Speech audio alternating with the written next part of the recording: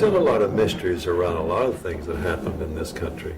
In the night, up came a person who was wearing a cloak, and he had in his hands the Great Seal of the United States. Jefferson, of course, looked at it and said, "This is it."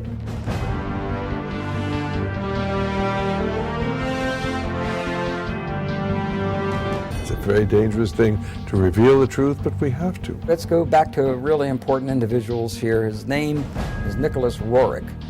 The truncated pyramid with the all-seeing eye on the top. Nicholas Roerich is the person who is responsible for that ending up on the dollar bill. Franklin Delano Roosevelt was the President of the United States, and Henry Wallace was the Secretary of Agriculture. Now, Henry Wallace was deeply involved in the occult. Roerich to Wallace to FDR to the dollar bill. I was initiated into this very ancient order. Here we are at the Nicholas Roerich Museum. Do you really think it has anything to do with the Illuminati? The owl is the totem symbol of the Illuminati. Yes, because Roerich was the Illuminati. They all seem to have been Masons. His son was murdered. Those who normally get out, they're killed. Hexagrams are used during occult ceremonies when you're summoning up demons. Because we're dealing with Lucifer. And the all-seeing eye of God is one of the emblems that the Freemasons use. He said, "You're trying to say that Masonry is evil." I said, "It comes right out of the same pit of hell." Didn't win a lot of friends that day.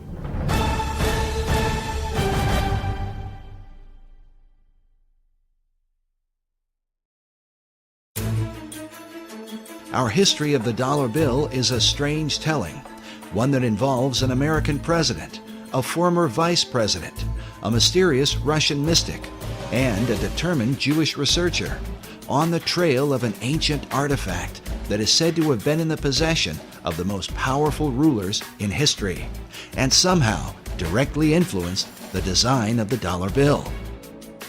As incredible as it seems, it's believed this mysterious object could mark the beginning of Armageddon. There's going to be a bloodbath there. With them is an expert in the signs and symbols of the occult world. This is not the eagle. Who claims that the details of the dollar bill are no accident, but represent the diabolical working of secret societies. This is the eye of the phoenix, looking on in favor of the secrets of the dollar bill.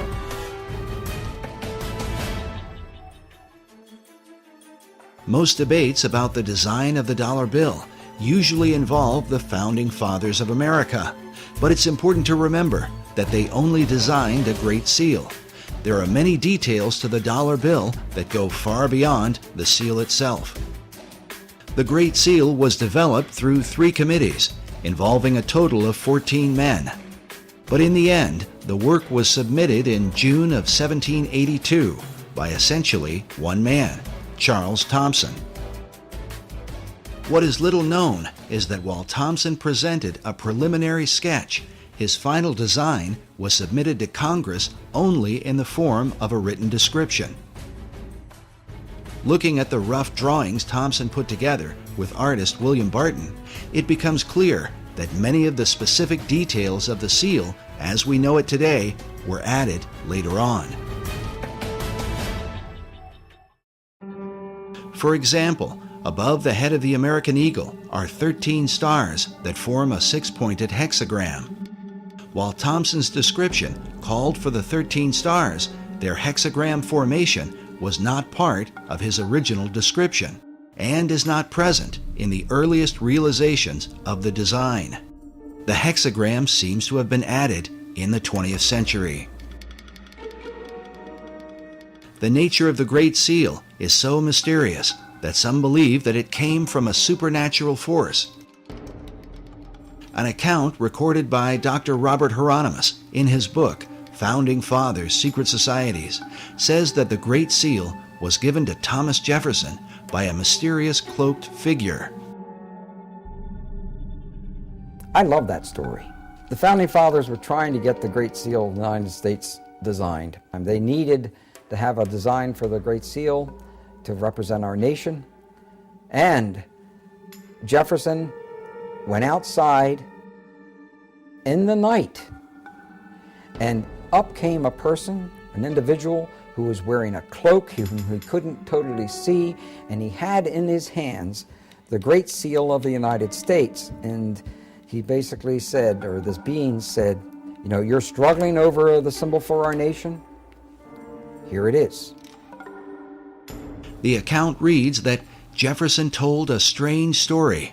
A man approached him wearing a black cloak that practically covered him, face and all, and told him that he, the strange visitor, knew they were trying to devise a seal, and that he had a design which was appropriate and meaningful.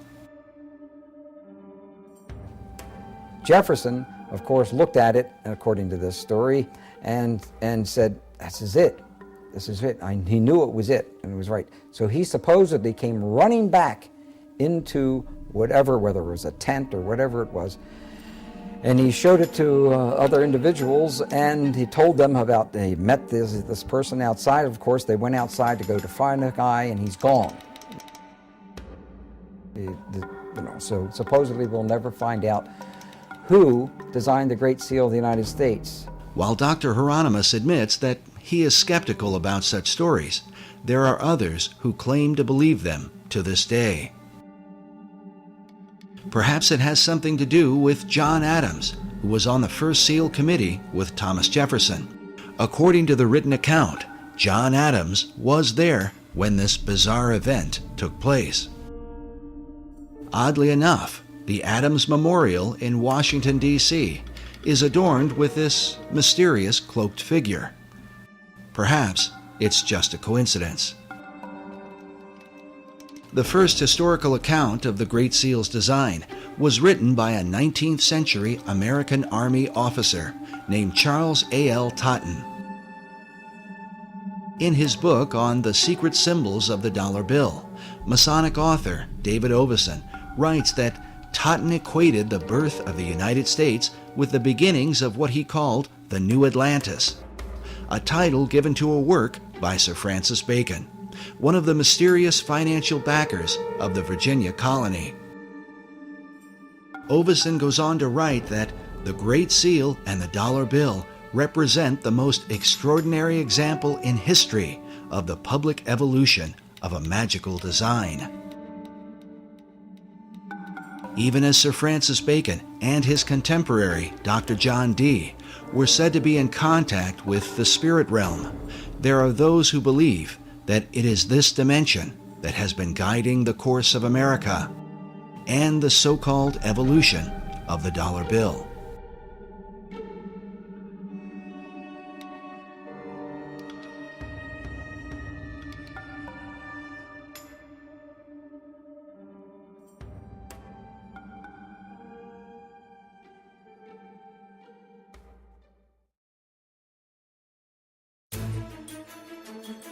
Debates have gone on for years about the secret symbolism of the Great Seal of the United States, whether or not these symbols represent secret societies, or if they are what the White House and the U.S. Congress currently tell us, symbols of divine providence, of stability, and the patriotism of America. What the Founding Fathers intended as they designed and ultimately approved of the Great Seal remains mostly a mystery. There's still a lot of mysteries around a lot of things that happened in this country. It's not in our history books.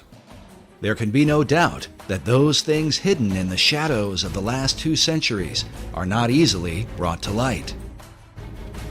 But when one comes into the modern era, into the age of photography, film, and the advanced practices of mass media, it becomes a bit easier to document world events and the intentions of those who have helped to shape them.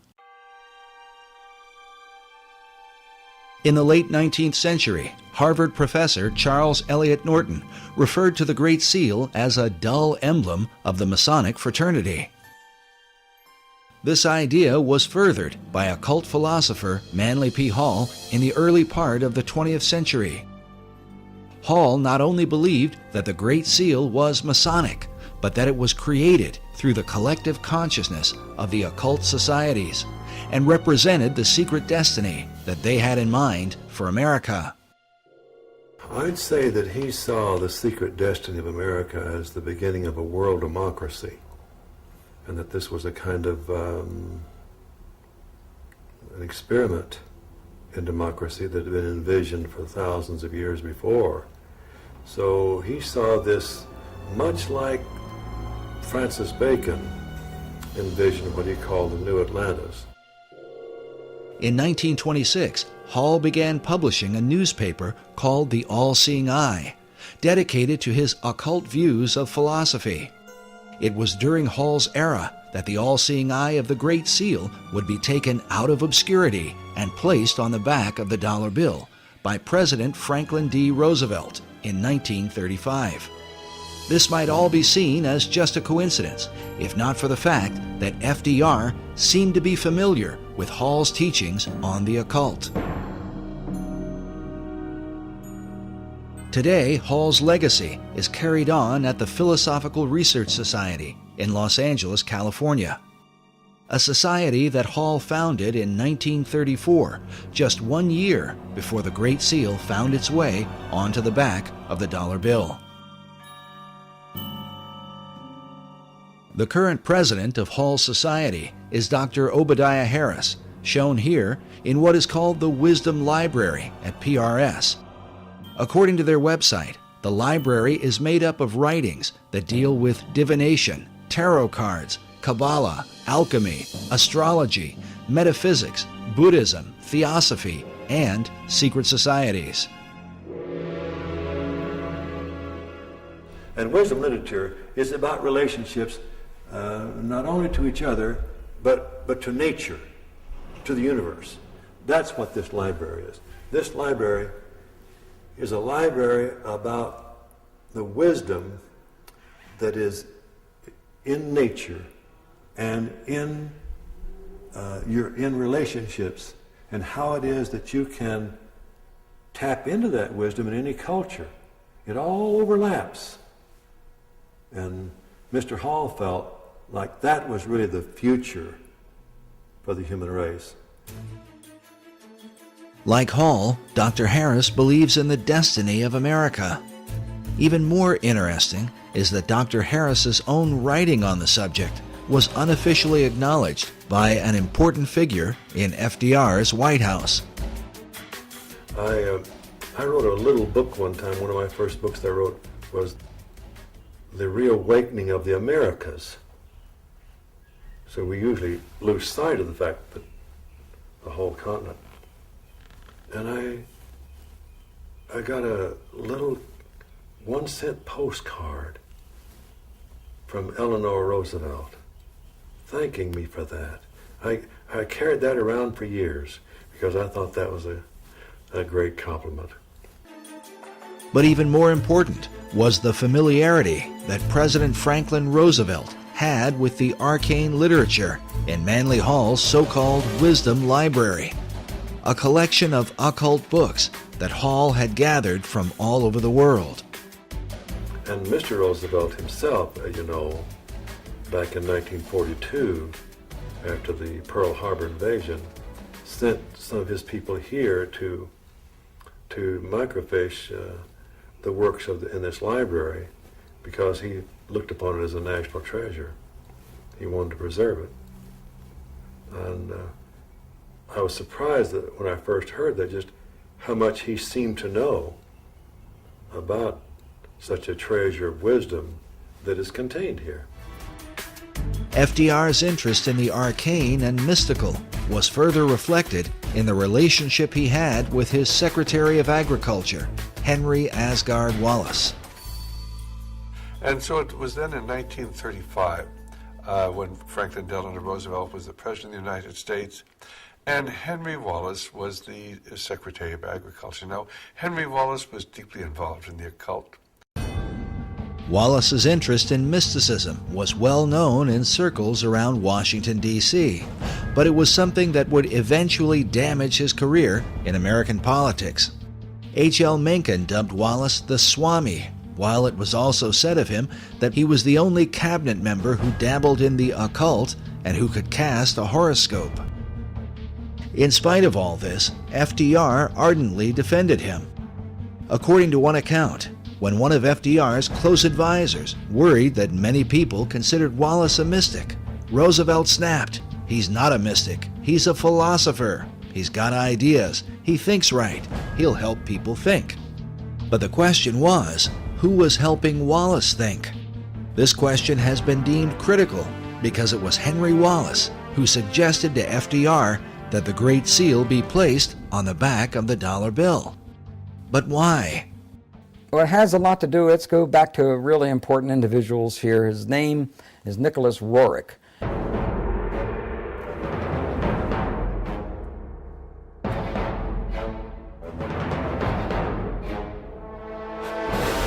And Nicholas Roerich was a very advanced spiritual soul with considerable vision. Nicholas Roerich was also a Rosicrucian. He was also a member of other secret societies. Roerich was a Russian painter and mystic who was deeply involved in theosophy and the teachings of Madame H.P. Blavatsky. He is famous for his travels into Tibet and the Far East in search of the legendary kingdom of Shambhala. But what was his relationship to FDR's Secretary of Agriculture? I believe that Nicholas Roerich was a spiritual teacher, not a supreme spiritual teacher, but was a teacher of Henry Asgard Wallace. Roerich was considered not only a teacher, but a spiritual mentor and guru to Henry Wallace. It's believed that Wallace recommended the Great Seal to FDR because of the mystical influence Roerich held over him. The dollar bill was approved with the all-seeing eye and the truncated pyramid with the all-seeing eye on the top of the because of Nicholas Roerich. In the book, Tournament of Shadows, the authors document much of the activities and influence of Roerich during this period. They write that Roerich's influence was suspected in the adornment of the $1 bill, with a verso of the Great Seal showing a pyramid crowned by an all-seeing eye. The story of Wallace's role with FDR is told by the State Department in an official history called The Eagle and the Shield, a history of the Great Seal of the United States. Henry Wallace, while sitting in the State Department, found a booklet on the Great Seal of the United States. Wallace recollects that day in letters he wrote in 1951 and in 1955. He says, turning to page 53, I noted the colored reproduction of the reverse side of the seal. The Latin phrase Novus Ordo Seclorum impressed me as meaning the New Deal of the ages. In terms of the dollar, if there's a code about the New World Order, I think that they jumped a few decades from the New Deal, because the Novus Ordo Seclorum can be translated to the New Deal in English as easily and readily as to the New Order or the New World Order. Initially, Wallace envisioned the Great Seal appearing on a coin. He took the idea to President Roosevelt. So when Henry Wallace saw this booklet and saw this pyramid in the Iron Triangle, he was a Freemason. He was a member of a secret society. Immediately he said, whoa, what a symbol to have and not use. Let's use this. So it was he that went to the president, FDR, and FDR, being a Freemason, looked at those symbols and said, hey, yes, wow, this is, that's the New Order of the Ages. What's the New Deal? He actually thought to a degree that the Novus Ordo Seclorum was the New Deal. Wallace wrote that Roosevelt, as he looked at the colored reproduction of the seal, was first struck with the all-seeing eye, a Masonic representation of the great architect of the universe. Next, he was impressed with the idea that the foundation for the New Order of the Ages had been laid in 1776, but that it would be completed only under the eye of the great architect. Roosevelt, like myself, was a 32nd degree Mason. He suggested that the seal be put on the dollar bill rather than a coin, and took the matter up with the Secretary of the Treasury. The Secretary of the Treasury at the time was Henry Morgenthau. And he talked to Henry Morgenthau, who was the Secretary of the Treasury, and got him convinced that we should put this esoteric emblem from the back of the Great Seal of the United States onto the back of the dollar bill. This really symbolized the fact that now the esoteric influence dominated the American government. And Morgenthau, the Secretary of Treasury, wrote extensively about this point, and he said there's some strange cabal, some mystical order behind the scenes, calling shots on the artwork that appears now on our dollar bills. He had to approve it, and he later had found out that this was all Henry Wallace's. It was all based on Henry Wallace's relationship to Nicholas Roerich. Nicholas Roerich is the person who is responsible for that ending up on the dollar bill. Today, the story of Roerich's mystical influence is told by a variety of occult researchers. You know, the dollar bill thing was about the New World Order. Actually, that came from Franklin D. Roosevelt and others around him, even Nicholas Roerich. It's almost like baseball. Roerich to Wallace to FDR to the dollar bill. While many people have never heard of Roerich, he was a well-known figure during the FDR era, in the years preceding World War II. His works of art were internationally recognized, so much so that an entire building in New York was erected to house his many paintings. Roerich was nominated 3 times for the Nobel Peace Prize and was the inspiration for the Roerich Peace Pact, which was signed by Henry Wallace in the presence of President Roosevelt at the White House. In 1986, Mikhail Gorbachev called Roerich one of the cultural pillars of Russia. The Russian cosmonaut Yuri Gagarin, the first man in outer space, when asked what the Earth looked like from orbit, answered, very much like the paintings of Nicholas Roerich. He was a great oil painter, bar none. He's one of the greatest in terms of the Himalayan Altai scenes that he depicted. He did some wonderful work. He was a gifted artist.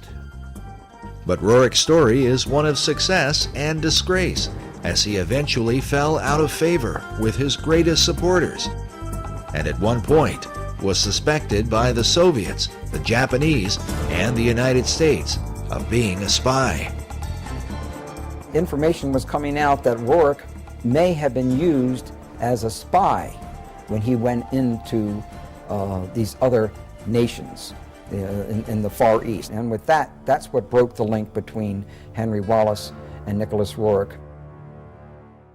To learn more about this mysterious figure and his influence on the dollar bill, we traveled to the Roerich Museum in New York, along with cipher expert and international codebreaker Buff Perry, who has long been associated with the museum and its curators.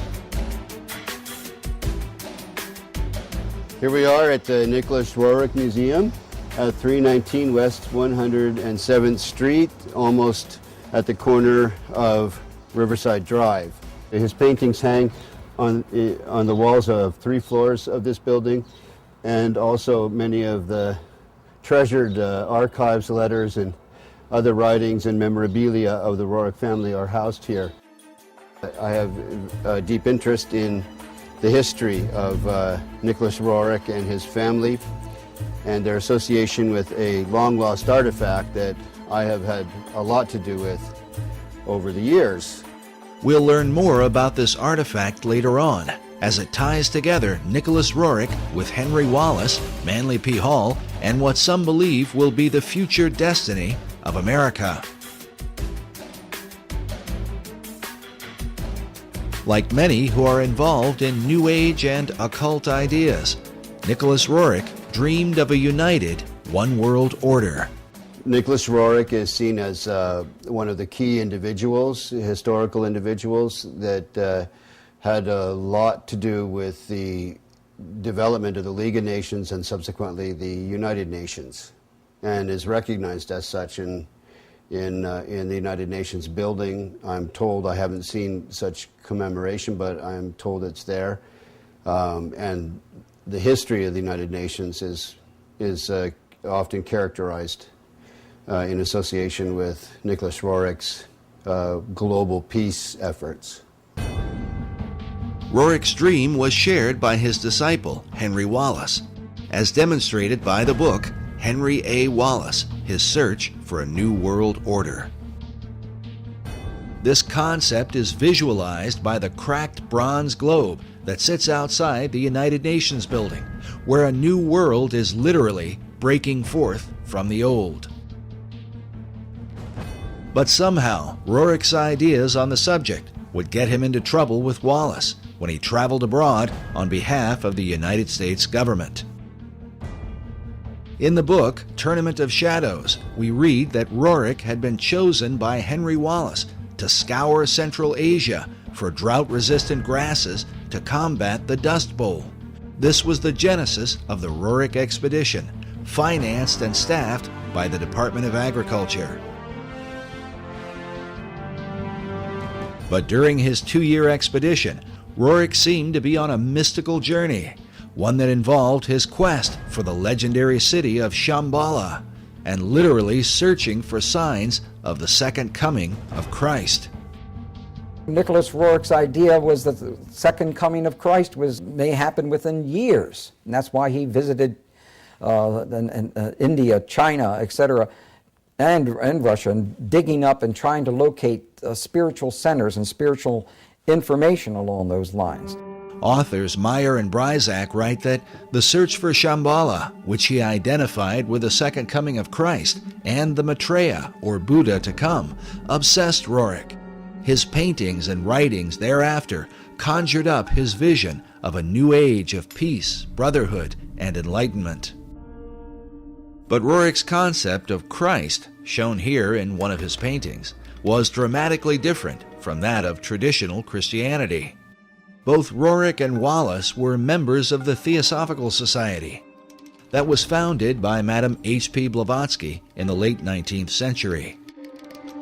Blavatsky's view of religion can be summed up in her book, The Secret Doctrine. She makes use of the phrase, demon est deus inversus, which means the devil is God inverted. Her view was based on the ancient Gnostic belief that in the Garden of Eden, the serpent who tempted the woman was really an angel of light, and that God, who had created Adam and Eve, was really the devil.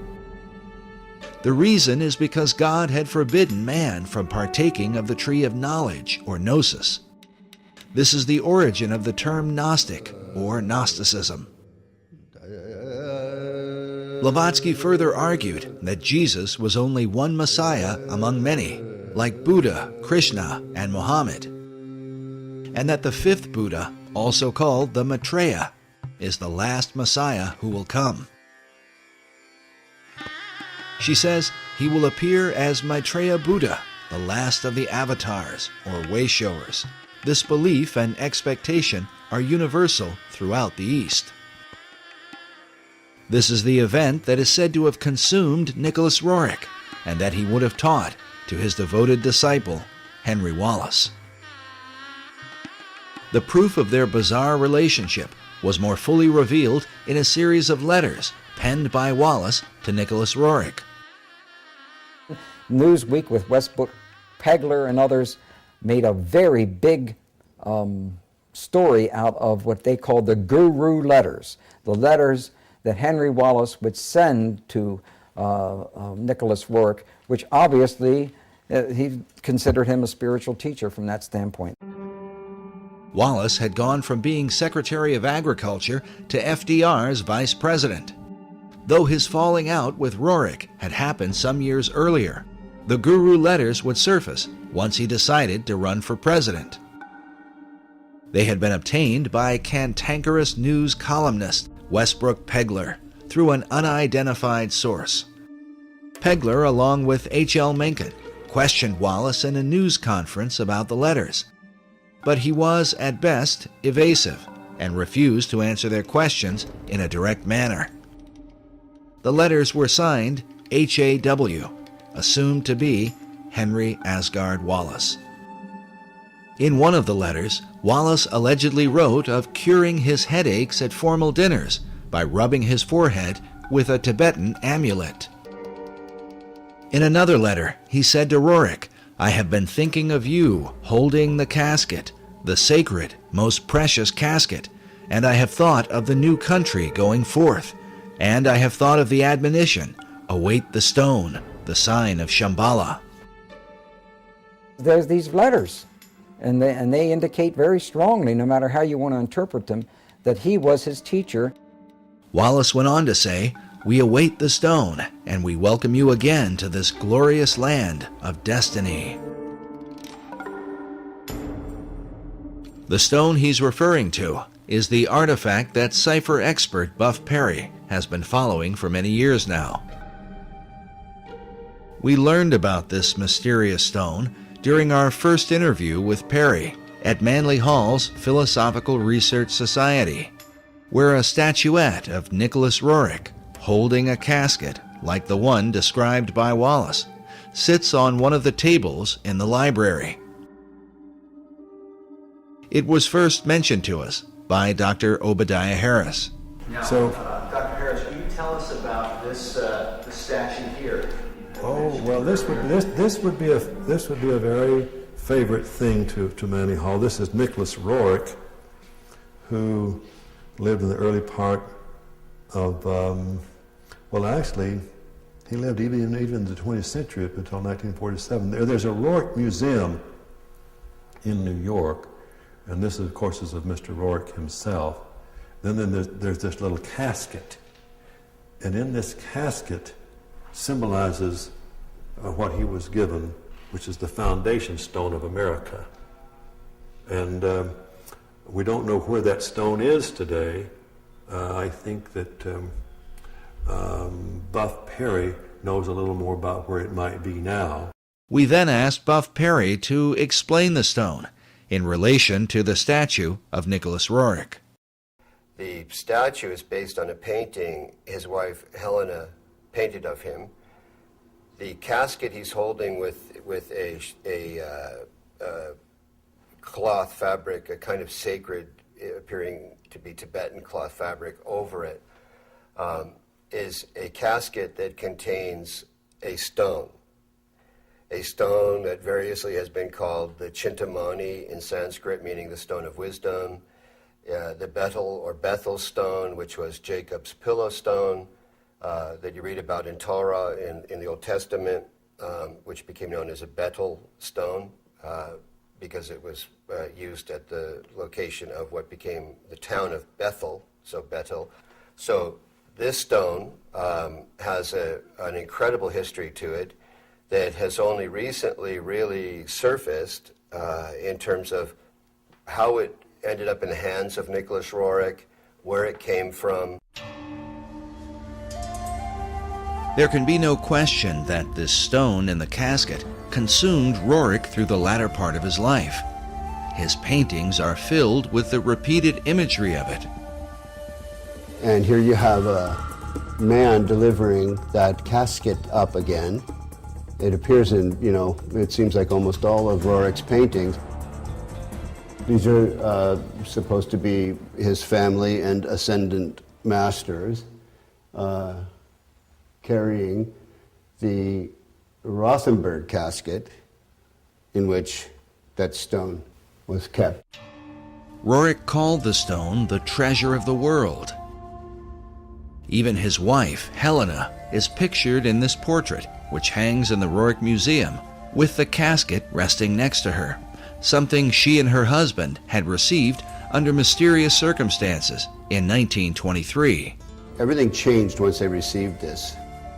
But why would this artifact be of interest to FDR's Vice President, Henry Wallace? And how could it relate to the design of the Great Seal on the dollar bill?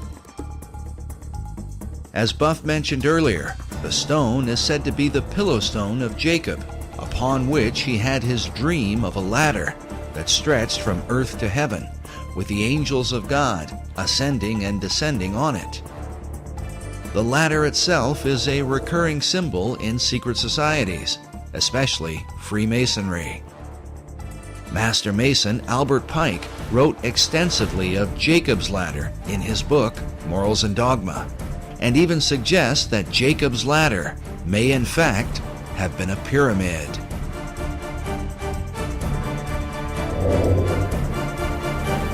The book of Genesis tells us that when Jacob awoke from his dream, he took the stone and set it up for a pillar, and he said, "This stone, which I have set for a pillar, shall be God's house." As a result, some have come to believe that God, or the power of God, resides in the stone itself. From there, the legends vary, but one account says that the prophet Jeremiah took the stone and carried it into Scotland, where eventually the Scottish kings were crowned upon it. In late March 1306, Robert the Bruce was enthroned as King of Scots at Scone in Perthshire.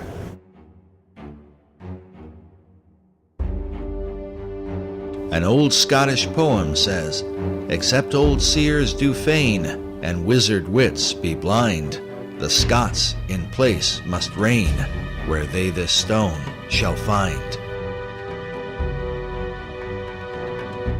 Eventually, the stone was kept at Scone Palace and was hence called the Stone of Scone. To this day, the Scots also call it the Stone of Destiny. In the year 1296, King Edward I of England captured the stone, and it was taken to Westminster Abbey for the crowning of English monarchs.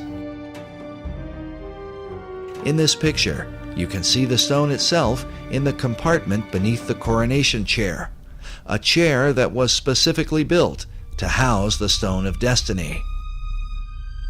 The last monarch to be crowned upon it was Queen Elizabeth II in 1953.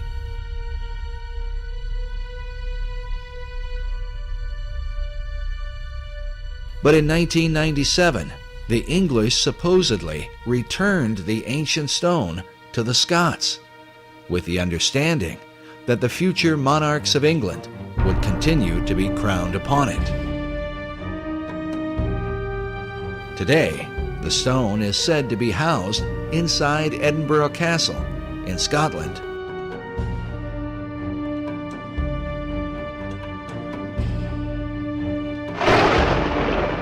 There is even a self-guided tour where visitors can view the Stone of Destiny along with the Honours of Scotland, the crown jewels of Scottish royalty. According to the tour guide we spoke with while there, this is the legendary stone. But if this is true, then how could the stone have ended up inside a casket in the hands of Nicholas Roerich? The answer, given by Buff Perry and others, is that the stone currently at Edinburgh is a fake. The stone of Scone, because the one that's actually in Edinburgh Castle is a fake, and most Scots know it. Because once the English came and stole it once, they were never going to be stolen again. So the one that's actually in the castle is not real. Others, like Alex Salmond, the First Minister of Scotland, claimed that the stone taken by the English king in 1296 was a fake, and that the real stone was somehow hidden away secretly by the Scots. Exactly where the real Stone of Destiny is today, and how it may have changed hands over the centuries, continues to be a matter of debate. Nevertheless, its importance is recognized by nearly all occult societies in the world today. It is the foundation stone of all history. It's also called the philosopher's stone. It has met the lapis exilis in the Grail literature cycles that came out of Chrétien de Troyes and Wolfram von Eschenbach. Wolfram von Eschenbach writes in Parsifal that the stone is called the Grail. While the Holy Grail is traditionally thought of as the cup of Christ, those involved in secret societies believe that the original and oldest form of the Grail is the Stone of Destiny, written of by Wolfram von Eschenbach in his Grail legend, Parsifal. And he calls it lapis exilis, which is a way of saying the exiled or wandering stone. He does that because of the history known in Freemasonry and in the secret societies of this stone's movement around here and there, and where it would be would indicate the importance of that place. The stone, mentioned in Eschenbach's Grail legend, is a green stone that some believe is similar to a type of meteorite known as moldavite. This description is said to have been confirmed by Nicholas Roerich while he claimed to have the stone in his possession. The secret societies believe that this stone, that supposedly fell from heaven, empowers that person or place of its location. And it has to do with the secret history of America and why that stone arrived here, who brought it. As we showed earlier, Dr. Obadiah Harris referred to it as the foundation stone of America. What is the significance of the foundation stone of America? Well, the foundation stone is really about what America is about, and also what England seems to be about. And so it's really, it implies the great mysteries that was contained in the great mystery schools and of those who had this vision. Was it this mystery school vision that guided FDR and his fellow Mason, Henry Wallace, as they set the all-seeing eye of the great architect on the back of the dollar bill?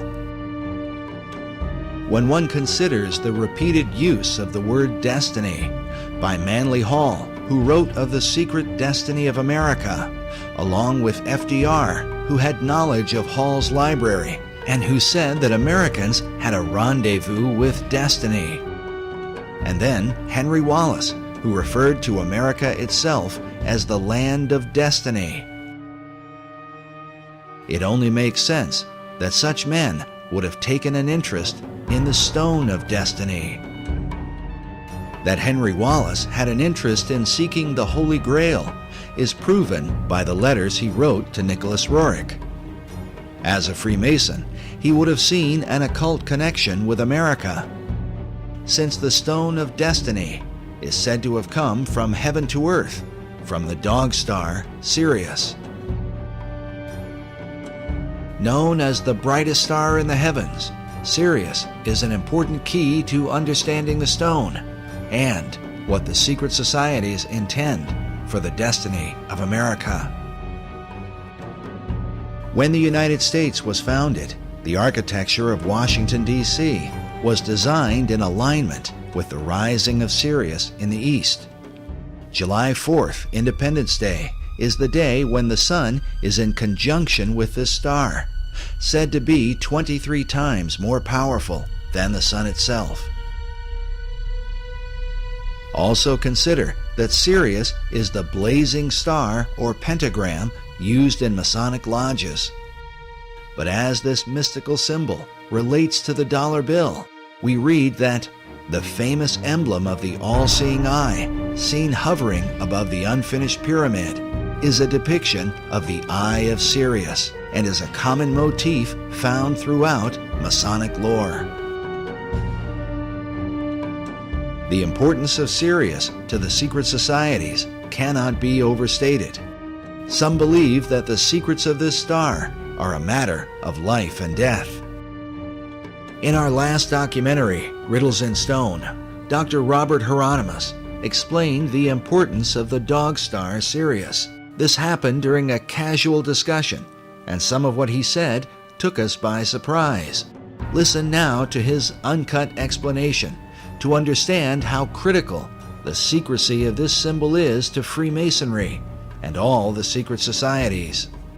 And as you listen, remember, it is Sirius that rises in the east behind the sun, which stands as a picture of the twofold nature of every symbol in the occult.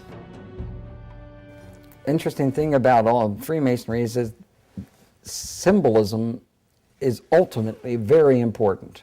They don't put a lodge in the east because it's a nice place and it looks good. They put it in the east. The masters have put it in the east, so because it's the rising sun. It's the rising sun. You're catching the energies of the light, right. and to them, they didn't believe that the sun was God.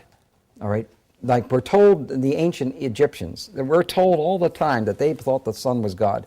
Well, to simplify it, do I have time to tell them this part? Yeah. Oh, yeah. Okay. All right.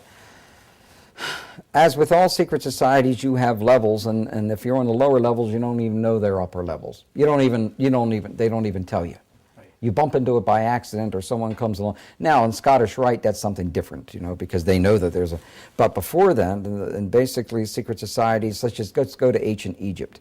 To the ancient Egyptians, the priest would tell the serfs, the guys that tilled the land, they would say, the sun is God. Okay? And so they accepted that very low-level interpretation, all physical. That's not what the priests believed. What the priests believed, there was a second level. The priests believed that, no, the physical sun is not the supreme being. It's the spirit which flows through the physical sun that is the supreme deity. However, there was another level. And the priests didn't even know it. It's those that were involved and elevated to if I would have told you this 15 years ago, I might have gotten shot. But this is now, I'm so glad now that this is easy to talk about.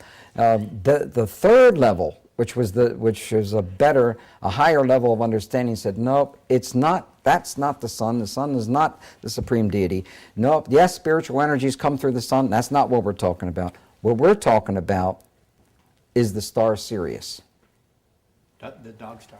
The dog star, because the dog star was everything to the ancient Egyptians, with the rising of the Nile and the feeding of the people, and so. Augustine says that Washington D.C. was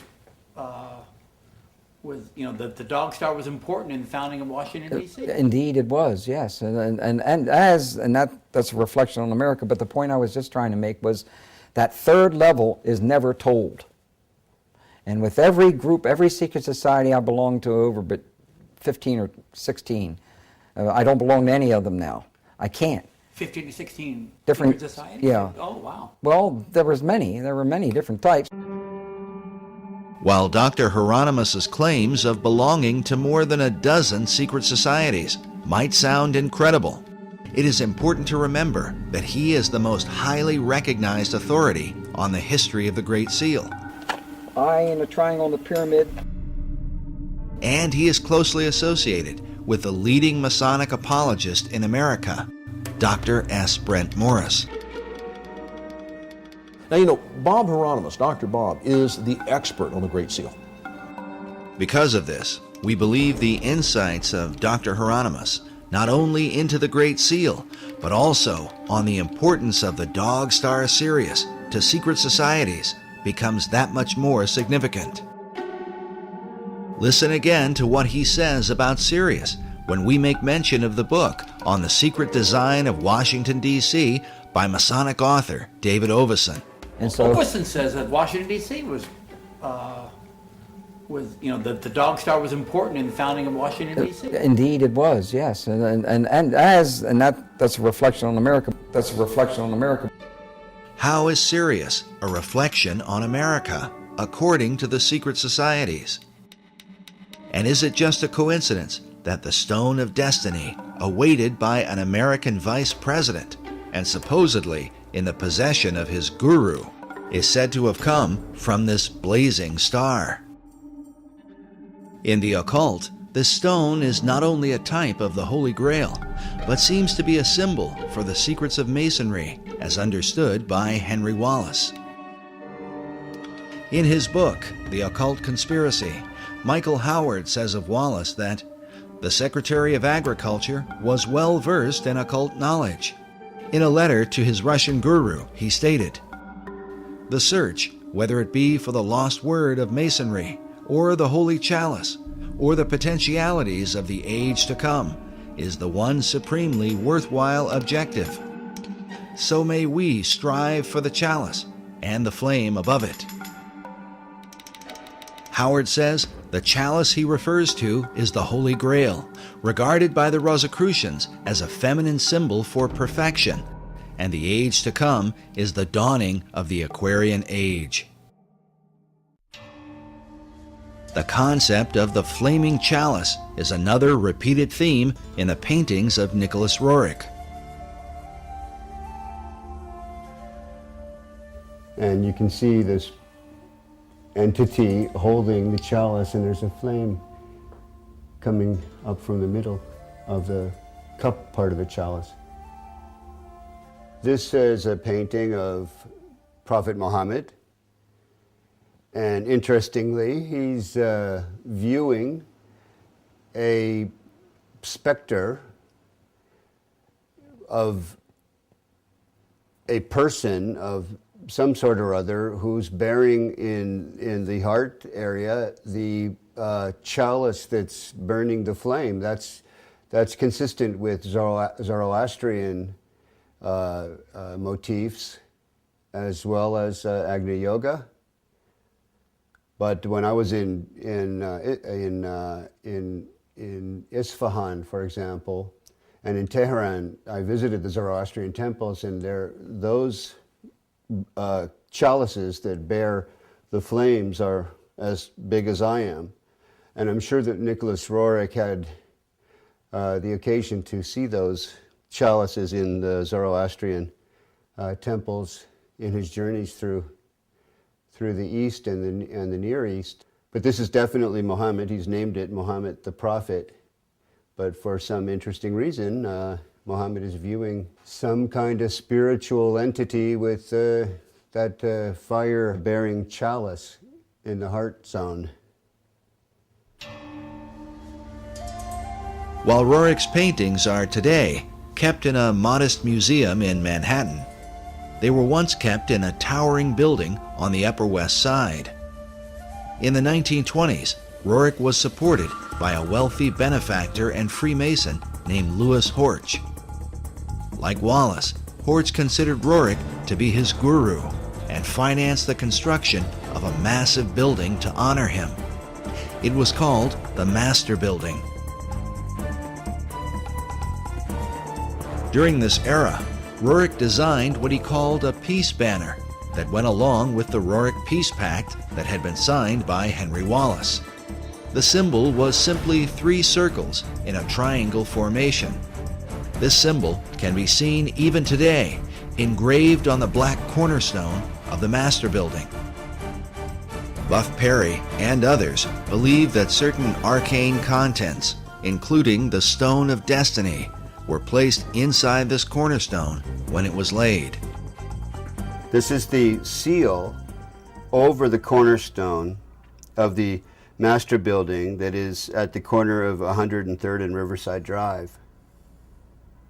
And here you see 1929 and the 3 circles with an M and then an R beneath it.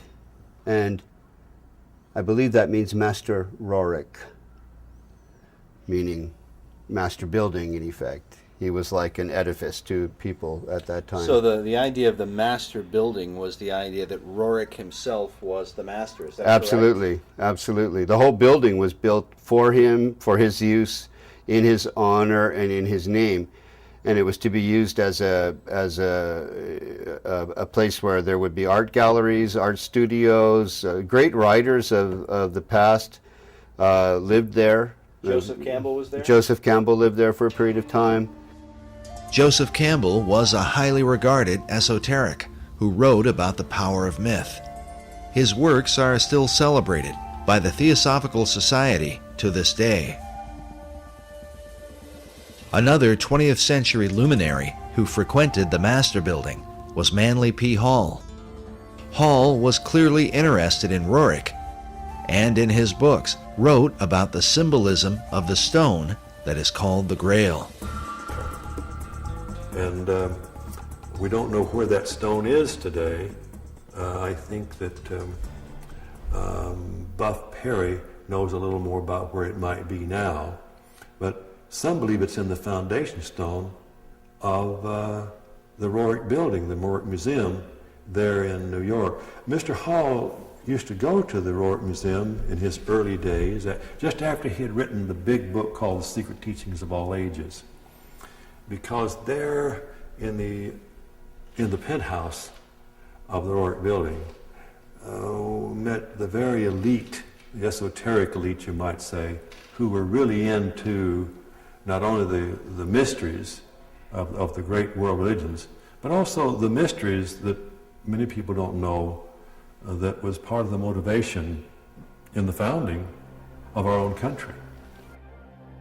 While the Master Building today is used mainly for apartment living, the penthouse, located in the upper levels, is still there. Is it possible that Henry Wallace could have been one of those esoteric elite who met there with men like Manly Hall? There is at least one record of his meeting with Nicholas Roerich at the Master Building. American Heritage reports that Wallace visited the museum and was thrilled beyond measure to receive a brief audience with Roerich. He found the artist's appearance, demeanor, and plans to promote culture and peace extremely impressive. He admired Roerich's paintings because he said they gave him a smooth feeling inside. The article goes on to say that Wallace avidly read the painter's writings and frequently communicated with the officials of the Roerich Museum. Whether FDR himself ever attended the penthouse meetings is unknown, but it is reported that the president's mother was an admirer of Roerich, and Roosevelt himself had once met and been favorably impressed by the artist. It is also worth noting that in 1932, First Lady-elect Eleanor Roosevelt gave a lecture at the Roerich Museum Lecture Hall. American Heritage writes, the State Department grew very nervous about Roerich, but he had influence in the Oval Office. With such connections, is it possible that inside the mysterious penthouse at the upper level of the Master Building, the so-called esoteric elite decided on the design for America's dollar bill?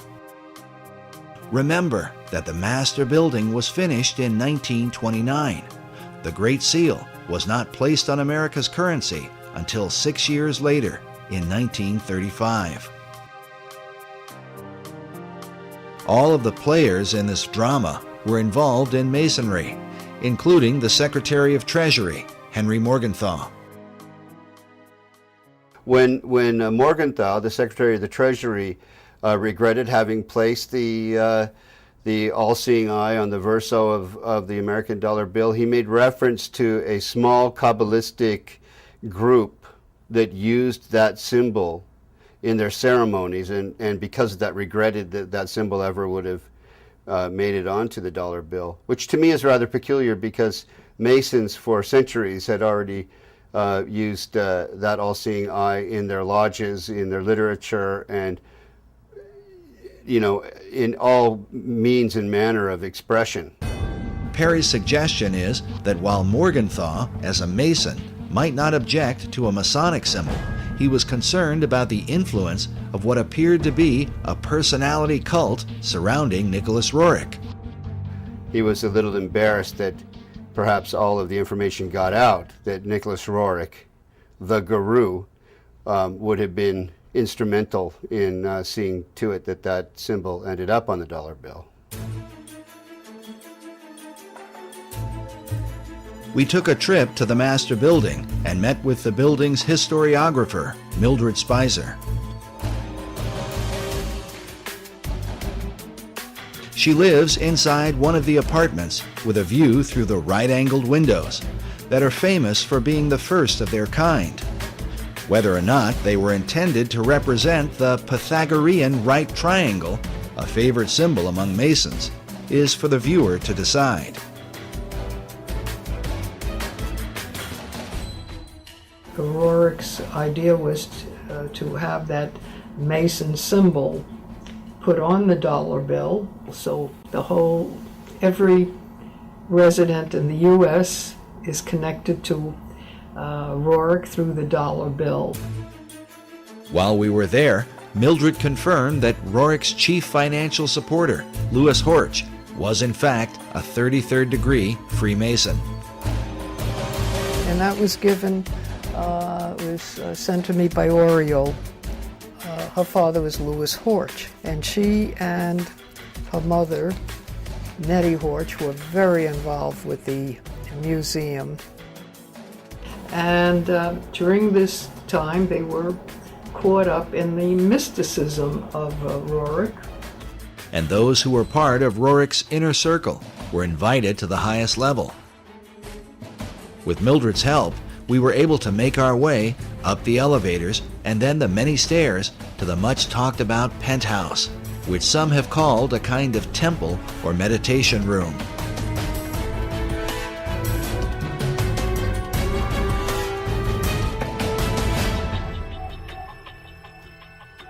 There, is that where they had their meditation? No, meditation was right back of you. We were that apartment, and it was... Behind this green door may well have been the place where Nicholas Roerich met with men like Manly Hall, Henry Wallace, and countless others to discuss America's secret destiny and quite probably the occult design of the Great Seal. The penthouse is currently used as an apartment, and we were unable to see inside of it. But we followed Buff Perry onto the roof to get a look at the architecture from the exterior.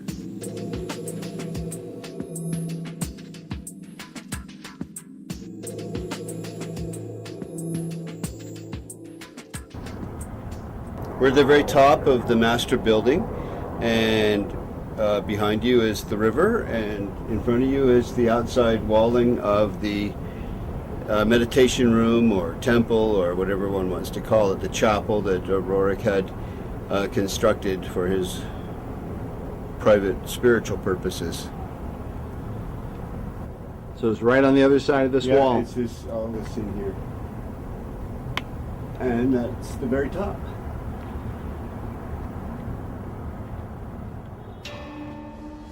The staggered layers at the top of the penthouse seem to bear some resemblance to one of Roerich's paintings titled Arhat. In Buddhism, Arhat is the highest level of enlightenment, said to be the ultimate goal of nirvana. In Roerich's painting, notice the image of the Buddhist figure sitting inside the staggered stones, perhaps a symbol for the enlightened esoteric elite in the meditation room.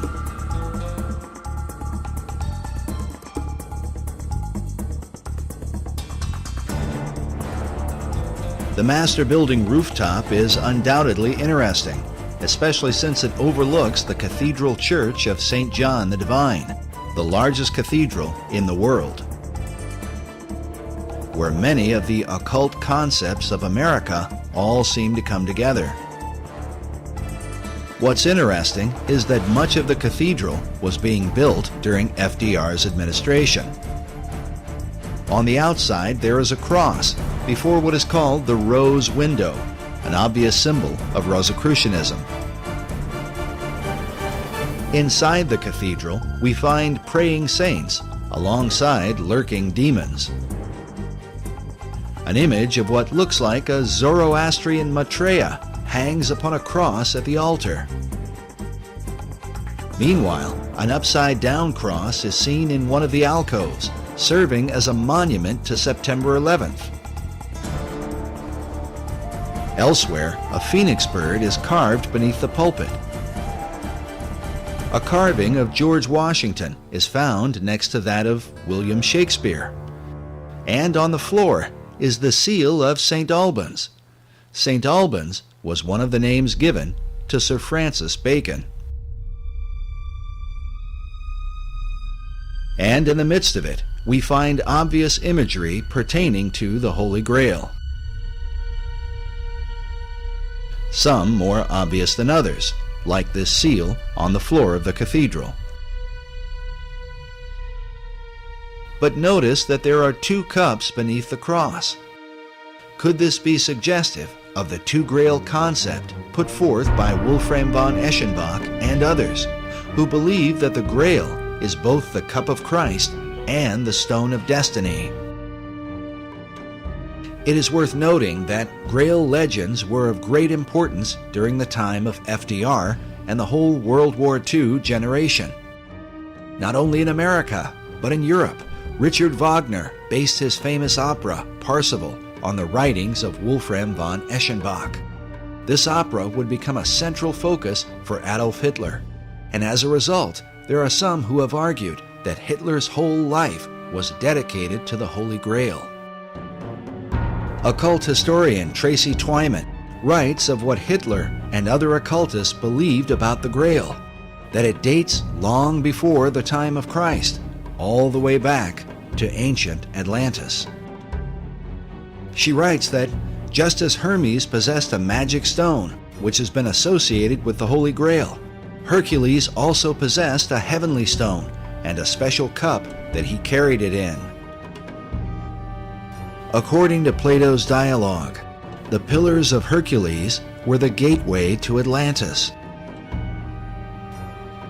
This may be why Sir Francis Bacon used these same pillars as a symbol for achieving greater knowledge. Oddly enough, about the same time the Masons were finishing the work on the master building, Nicholas Roerich finished this painting titled The Last of Atlantis.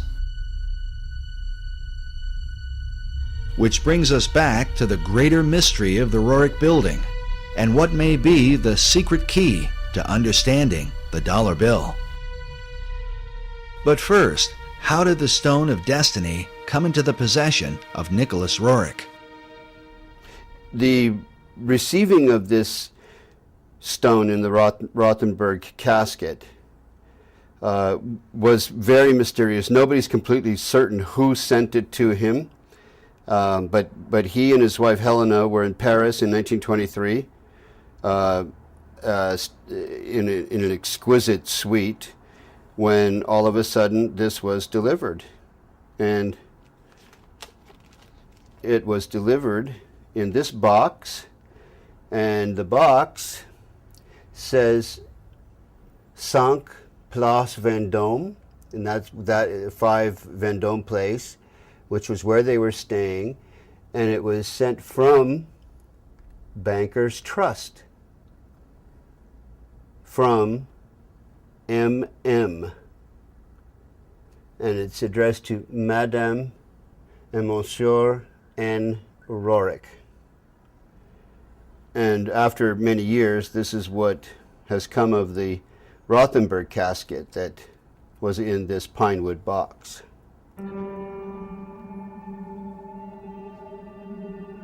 But why would this artifact have been delivered to Nicholas Roerich?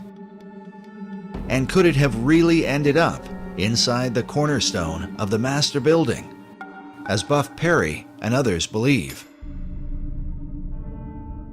When it was mysteriously delivered to Nicholas Roerich in 1923, he carries it around. He ends up going to India with it.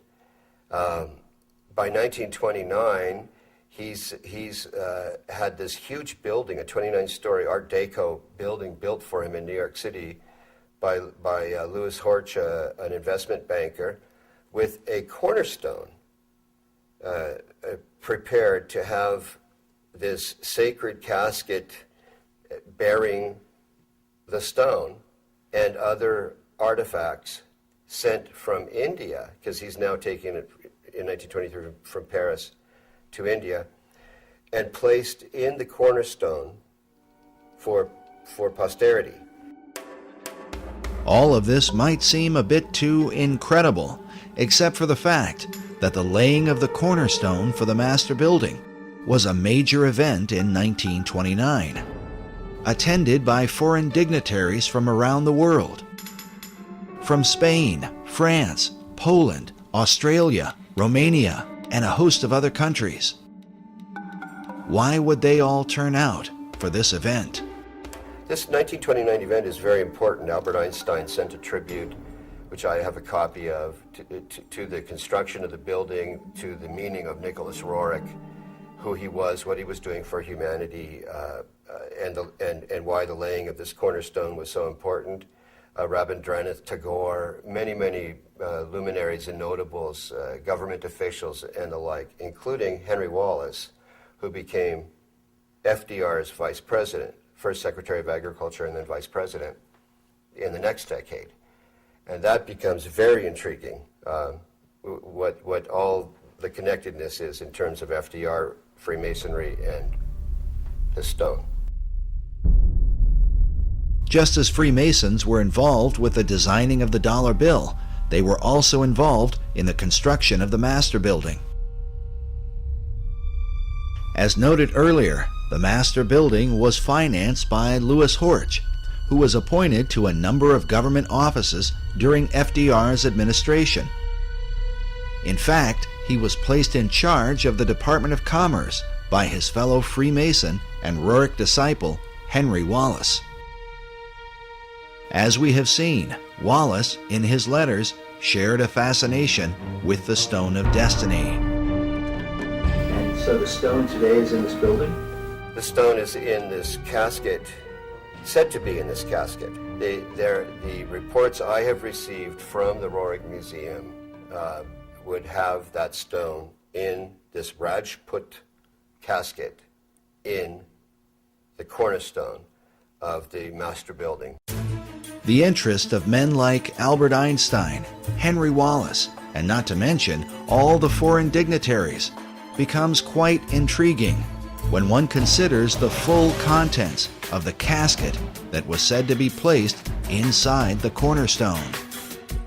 I'm familiar with the ingredients of the Rajput casket by having read letters from Zina Fosdick and her own notebook entries, and also because Aida Tolskaya herself, one of the co-curators of the Roerich Museum, wrote out what Zina Fosdick had stated they had placed in the Rajput casket in Darjeeling before it was delivered to the city of New York to be placed in the cornerstone. As Buff Perry explained, the letter that describes the contents of the casket comes from Zina Fosdick, a longtime devoted disciple of Nicholas Roerich, who would later become the director of the Roerich Museum. The museum photo collection is filled with images of Fosdick alongside Roerich while they were in Darjeeling, India, where the casket was prepared. As such, it stands to reason that she would have known the details of what they put inside. The letter's written by Zina Fosdick, and it was actually an entry in her diary. And what's written here is an accounting of all of the ingredients that are in the Rajput casket that was prepared in Darjeeling, India, in 1928 to be delivered to New York, to Manhattan, and to be placed in the cornerstone of the Master Building. There are a lot of interesting things that were placed in the Rajput casket. For example, an image of Maitreya printed on Tibetan paper. As we showed earlier, in the occult belief, the Maitreya is said to be the last Messiah that will come. The Maitreya is seen as the final deliverer and incarnation in the Buddhist tradition. Again, he's also Kalki in the Hindu tradition, the 10th incarnation of Vishnu. Vishnu is the great god of Hinduism. So they're not mixing up Jesus with Maitreya, but they are seeing Maitreya as a messianic figure, a world Messiah, who would answer all of the expectations of all the world religions at one time.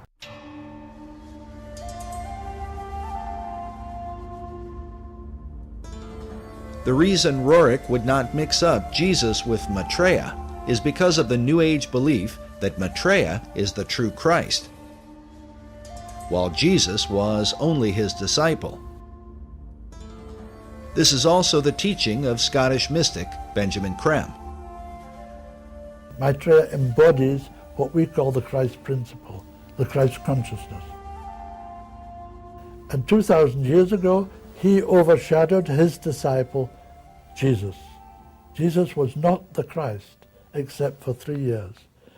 Over these 3 years, from the baptism to the crucifixion, Jesus was overshadowed by Maitreya. And when he spoke, sometimes it was Maitreya speaking, sometimes it was Jesus.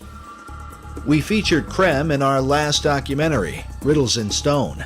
He is the founder of Share International and has been declaring for more than 30 years that Maitreya would be arriving soon. Maitreya is standing by, ready to come into the world at any moment. When we spoke with Creme in 2006, he had just come from speaking to the United Nations.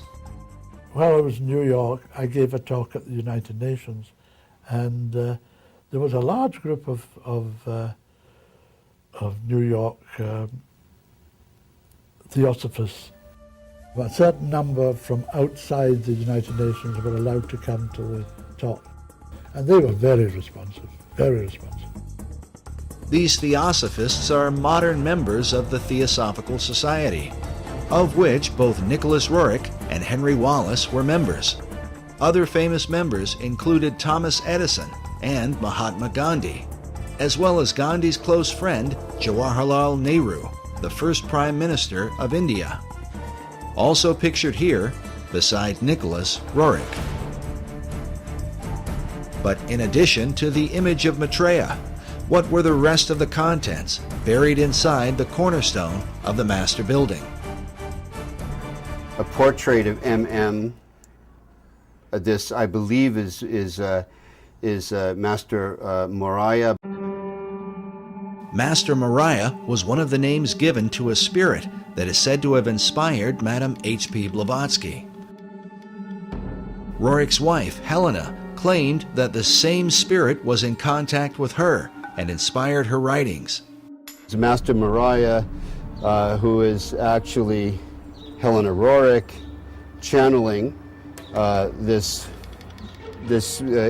entity, if I can put it that way. One of her books was titled On Eastern Crossroads, in which she wrote extensively about the stone in her husband's possession, calling it the Serpent Stone, and saying, "The stone cometh, and it is a most grievous error to deny the stone." In fact, the quote from one of Henry Wallace's guru letters about the new country that goes forth and the admonition to await the stone comes directly from this book. Nicholas Roerich tended more to write about, sort of physical reality and the adventures in the Himalayan mountains, in the Altai region toward the Himalayan mountains, where his wife, Helena, wrote about the channeling and the esoterica, the theosophical kind of side of things. While Roerich's writings may have dealt with reality, his paintings were anything but. Dedicated to universal archetypes, and with them, the promise of a sacred treasure. That brings us to the third, and perhaps most important item, placed inside the cornerstone of the master building. They're all people who had varying kinds of relations with Nicholas Roerich. They were channelers, they were followers. But to me, personally, greatest interest is this side statement that Aida Tolskaya, who is also one of the curators of the Roerich Museum, wrote. Sina omits a piece of the stone that was placed in the casket. This goes back to that famous stone that the Roerichs became a cause célèbre because of, and many other people wrote about later.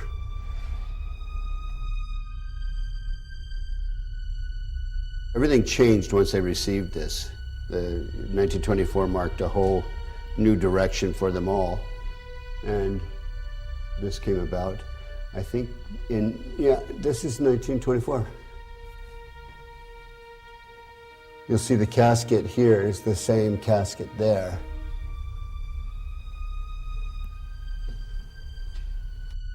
And this is a burning casket of some kind. Yeah, Chintamani.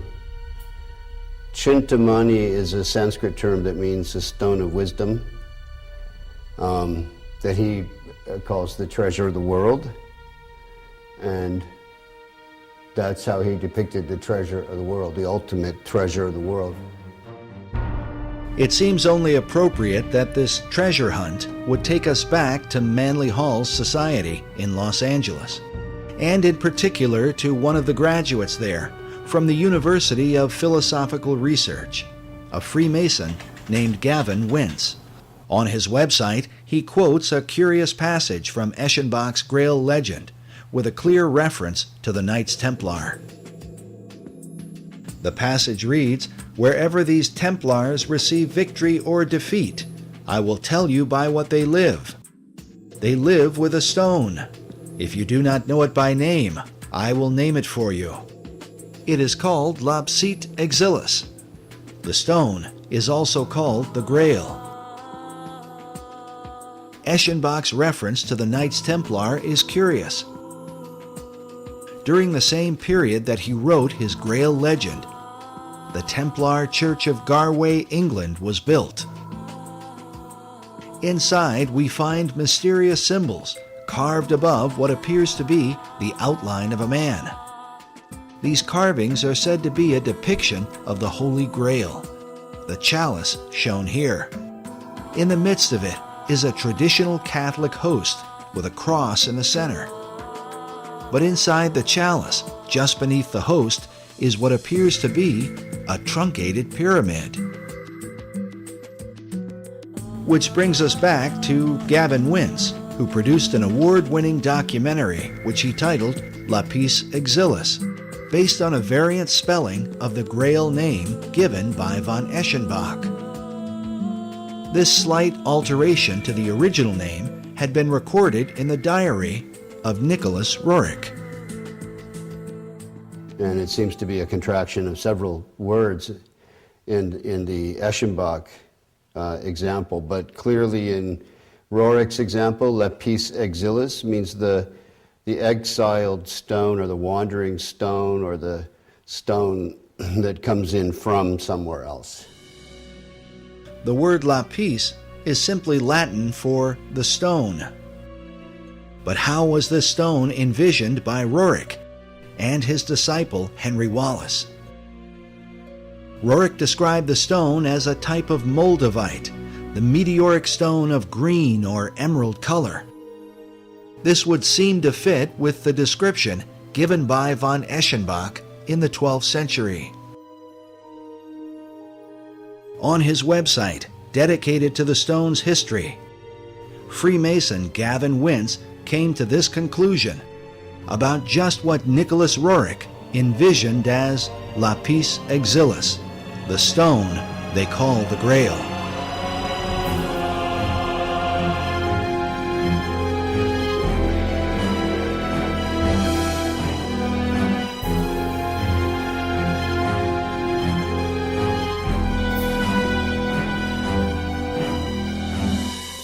Is it really possible that Roerich, Wallace, and even FDR believed the Great Seal was a representation of the Holy Grail?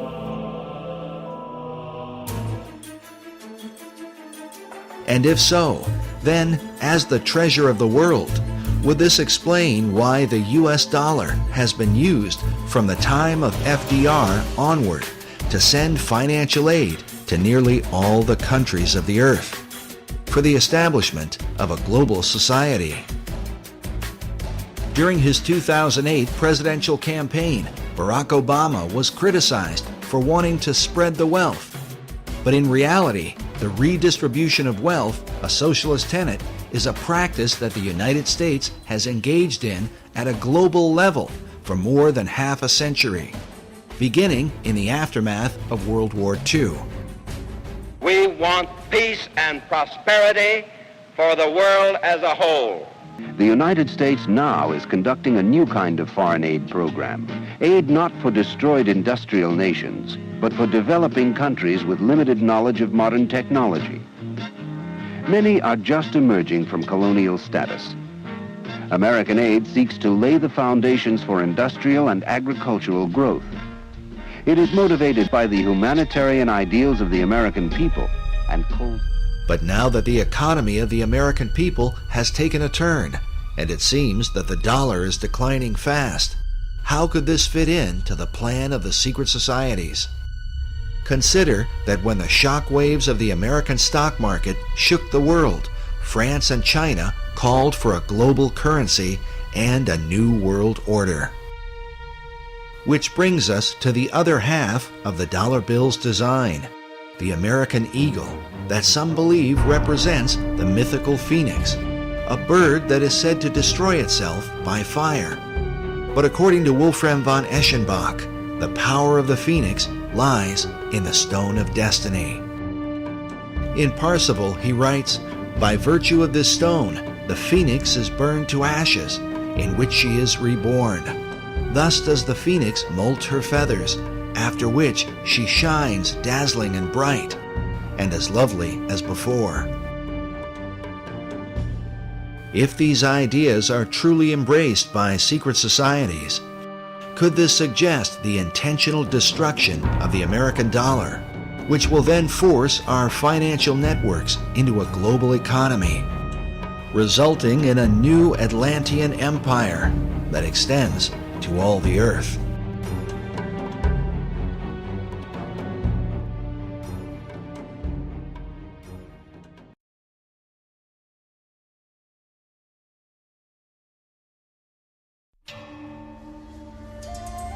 As Buff Perry mentioned earlier, the stone is also called the Chintamani stone. As a symbol, the stone unites the occult traditions of both Eastern and Western mysticism. One thing is certain, those who practice the occult believe this artifact is the key to achieving the great work of all secret societies. Mark Amaru Pinkham is the co-director of a group called the International Order of Gnostic Templars. In his article titled Nicholas Roerich and the Chintamani Stone, a Holy Grail from Sirius, he writes that data regarding the Chintamani Stone maintains that it was brought to Earth by Syrian missionaries to eventually help precipitate a one-world civilization. He says there is some indication that one part of the stone has been the sacred stone of the Kaaba, which has united millions of Muslims around the globe. Pinkham goes on to write that it is known that a portion of the Chintamani stone was given to the League of Nations, whose stated goals were the creation of a one-world civilization. The association of the stone as a symbol of unity is an important part of how it is said to have come to America. It has to do with the secret history of America and why that stone arrived here, who brought it. Oddly enough, this mysterious artifact may provide the missing link to understanding how America has gone from being a Christian nation to a country beset with pagan statues, pagan monuments, and occult icons. For years, Buff Perry was financed by a leading member of the Philosophical Research Society to hunt down this stone of destiny. I learned about this stone going into Roerich's hands through the director of the Rosicrucian Order, the curator of the Rosicrucian Museum in San Jose, California. The whole concept of the stone as the Holy Grail represents the so-called perfecting of mankind. This is the theme of Rosicrucianism and Freemasonry. As Manly Hall writes, to the mystic, the stone is divine power, an ancient symbol of the perfected and regenerated man, whose divine nature shines forth. After years of research, Buff Perry now believes the stone was brought to America by secret societies from Scotland in the years preceding the American Revolution. For them, the stone was to empower the foundation of a new republic. Why is it called the foundation stone for America? The foundation stone for America because it was brought here by the Jacobites who had been arrested at Preston in 1715 in their attempt to overthrow the kings. The kings in question are the line of English kings who succeeded King James II, who was deposed from his throne in 1688 and succeeded by William of Orange. But the supporters of James rebelled against the deposing of their favored monarch. They were called Jacobites, a name derived from Jacobus, the Latin version of James. In short, the Jacobites were mostly Scottish Highlanders, who were determined to restore James and the House of Stuart to the English throne. But the reason King James II was deposed presents a powerful clue as to why America has been steadily transformed into a cornucopia of pagan and occult philosophies. King James had proclaimed that Jews and Presbyterians and Quakers and Catholics and even Ottomans should be embraced by the Church of England. That's why he was deposed. So the subsequent formation of this Jacobite revolutionary social order was in reaction to his deposition and in support of his embrace of Jews, Presbyterians, Quakers, Catholics, and Ottoman Muslims. Since the Protestant English rejected James' ecumenical ideas and also feared that the hand of Rome was somehow involved, the Scottish Jacobites engaged in a series of rebellions against the new line of English kings. But their rebellions were ultimately crushed, and as a result, many of the Jacobite fugitives fled across the waters of the Atlantic to America. In 1715, there was a rebellion in a place called Preston, northern England. Many of the Jacobites were arrested and deported or exiled to America. Standish family, Anson family, notable families in American history, pre-revolutionary history. Families that then went on to become part of the War of Independence, the American Revolution. Notable Masons and Freemasons. These notable Freemasons were the survivors of the Jacobite resistance in Scotland, a land with a long history of secret societies, whose influence is both mysterious and extensive. Consider that centuries earlier, the Knights Templar fled persecution and are said to have hidden themselves within the Masonic lodges of Scotland. In the 19th century, Albert Pike would develop the ancient and accepted Scottish Rite of Freemasonry, which would become the most powerful arm of Masonry in America. Meanwhile, President Woodrow Wilson once said that every line of strength in American history is a line colored with Scottish blood. Perhaps the best example of the Jacobite influence in early America is found in Hugh Mercer, often called an unsung hero of the American Revolution. Mercer was a Jacobite doctor who supported the cause against England until their final defeat at the Battle of Culloden in 1746. He was then forced to flee to America, leaving his homeland behind. He served as Brigadier General in the Continental Army and was a close personal advisor to George Washington.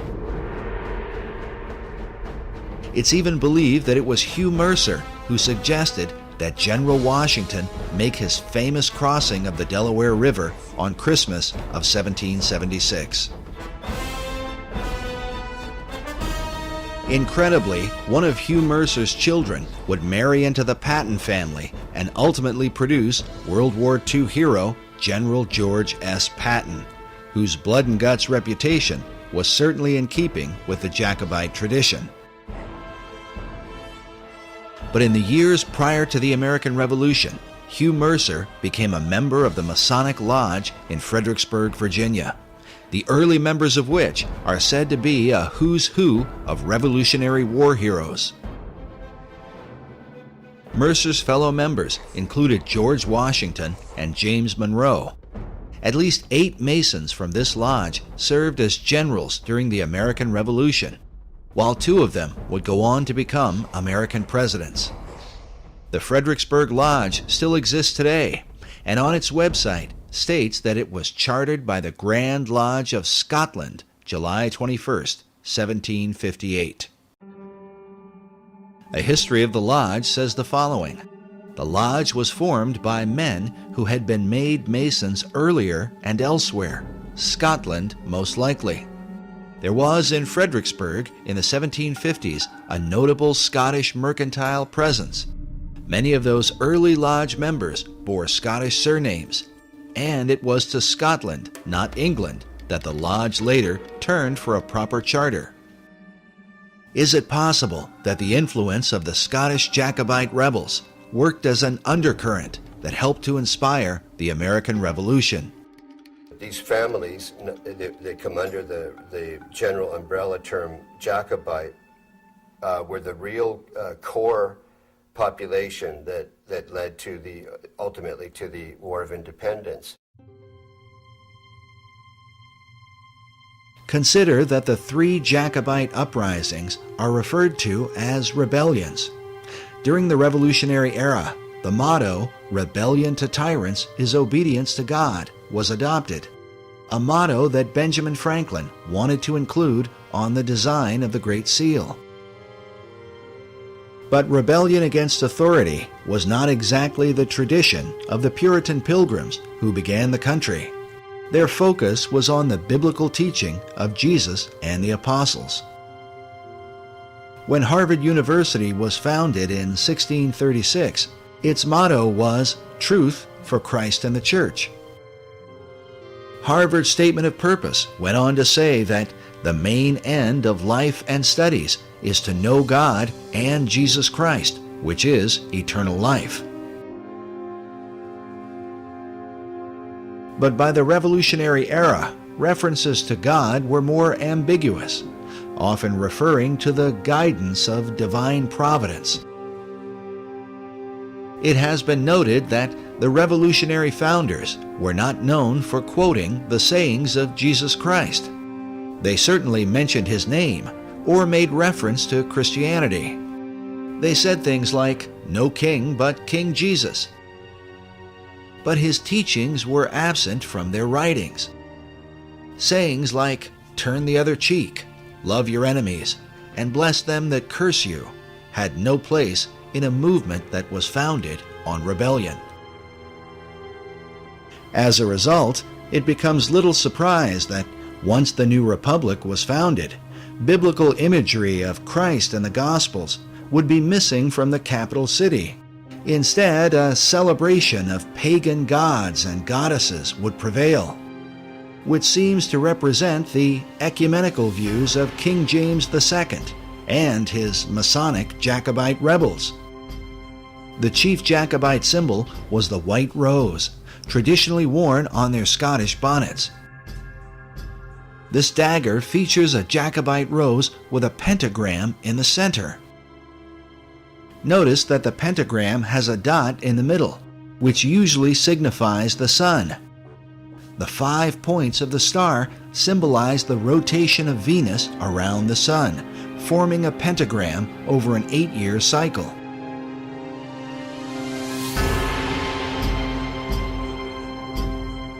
This symbol was well known to the secret societies of Europe and is found carved throughout Washington, D.C. In light of these things, the question Americans today should ask is, if the idea of rebellion was in obedience to God, what God did they mean?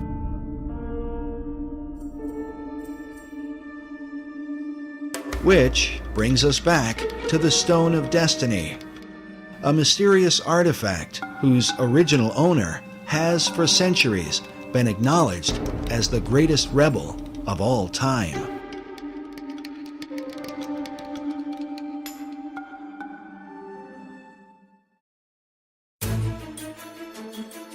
The belief is that the real stone was not captured by the English in 1296, but was somehow hidden away by the Scots. Buff Perry believes that centuries later, the Jacobites brought the stone with them to America. To bring it over here was to, first of all, find refuge or sanctuary for it, but also to indicate this is where the Jacobite Revolution might really be successful. 1715, the first rebellion, 1745, the second, and then we have the 1770s with the Declaration of Independence. We have the Boston Tea Party, then we have the sort of prolonged war of independence, all brought about by these same people. So foundation stone, meaning this stone now is going to be placed here where the order will have its ultimate political fruition and success. Well, this is Helena Roerich, a painting of her, I believe by Nicholas, and she's bearing the white rose, which came to mean what you swear an oath of secrecy in relation to. And the Jacobites would swear sub rosa with a single white rose. Her left hand, hand and elbow, are right alongside of the casket. The symbology is extremely interesting. Just the bearing of the white rose alone is, to me, highly suggestive of what she felt to be a secret mission that was associated with this stone that they received. It seems clear that their secret mission had to do with creating a one-world order through the League of Nations and by supporting the New Deal, which both FDR and Henry Wallace believed was the new order of the ages. It was during FDR's administration that the National Archives building was completed, with the figure of what appears to be a perfected man carved upon it. The figure is called Destiny. With the word destiny used repeatedly by the key figures who influenced the dollar bill, FDR, Wallace, and Manly Hall, is it possible that they all believed the Stone of Destiny had come to America through Nicholas Roerich? But exactly what destiny they had in mind for America and the world must give us pause when we consider the full history of the stone. According to an ancient legend, the stone that fell from heaven is a jewel that was cut from the crown of Lucifer himself.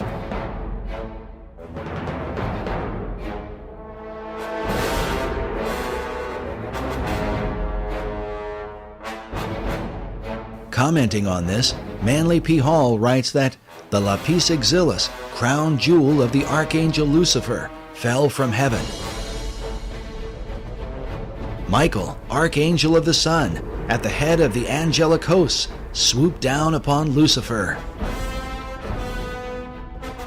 During the conflict, Michael with his sword struck the flashing lapis exilis from the coronet of his adversary, and the green stone fell into the dark and immeasurable abyss. Hall goes on to say that out of Lucifer's radiant gem was fashioned the Sangreal, or Holy Grail, from which Christ is said to have drunk at the Last Supper. This idea seems to be captured in this depiction of the Grail by Dante Gabriel Rossetti. Rossetti was a 19th century esoteric painter who is said to have influenced modern Rosicrucianism. He may well have been familiar with the ancient legend, since his Grail cup appears to be a dark emerald green, mounted in a golden frame. But according to the various legends that are told, this stone of Lucifer was divided into different parts.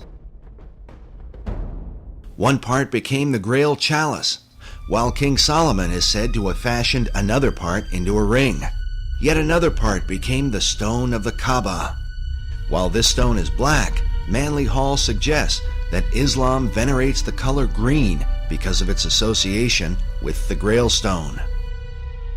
Others believe the Grail stone is the same as the Emerald Tablet. A depiction of this tablet can be found in the floor mosaic of the Cathedral of Siena, next to an image of Hermes Trismegistus, or Hermes Thrice Great. As such, it is known as the Emerald Tablet of Hermes.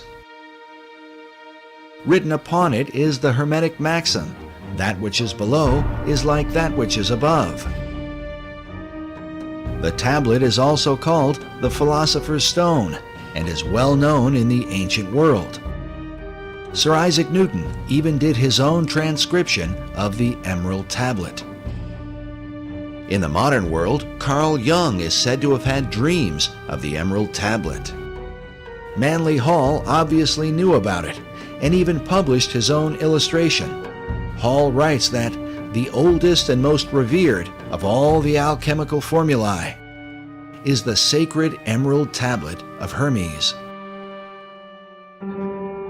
In her book on the Merovingian mythos, occult author Tracy Twyman writes that the story of the Emerald Tablet of Hermes appears to be yet another incarnation of the Grail as stone. She goes on to say, the legend connected to these items and the stone they came from relate that the stone bounced off Cain's head as it fell to earth, leaving a scar on his forehead in the shape of a red serpent, the mark of Cain. This is what the Grail as stone represents.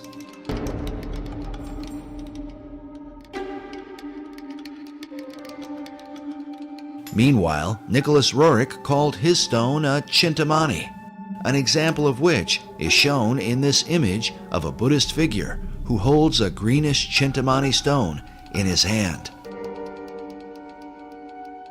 While the legends of these stones vary and researchers often disagree, it is curious that both Roerich and Manly Hall used the same variant spelling of Eschenbach's term for the Grail stone.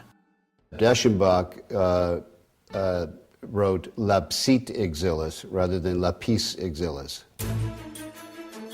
In each of their writings, both Roerich and Hall used the term lapis exilis.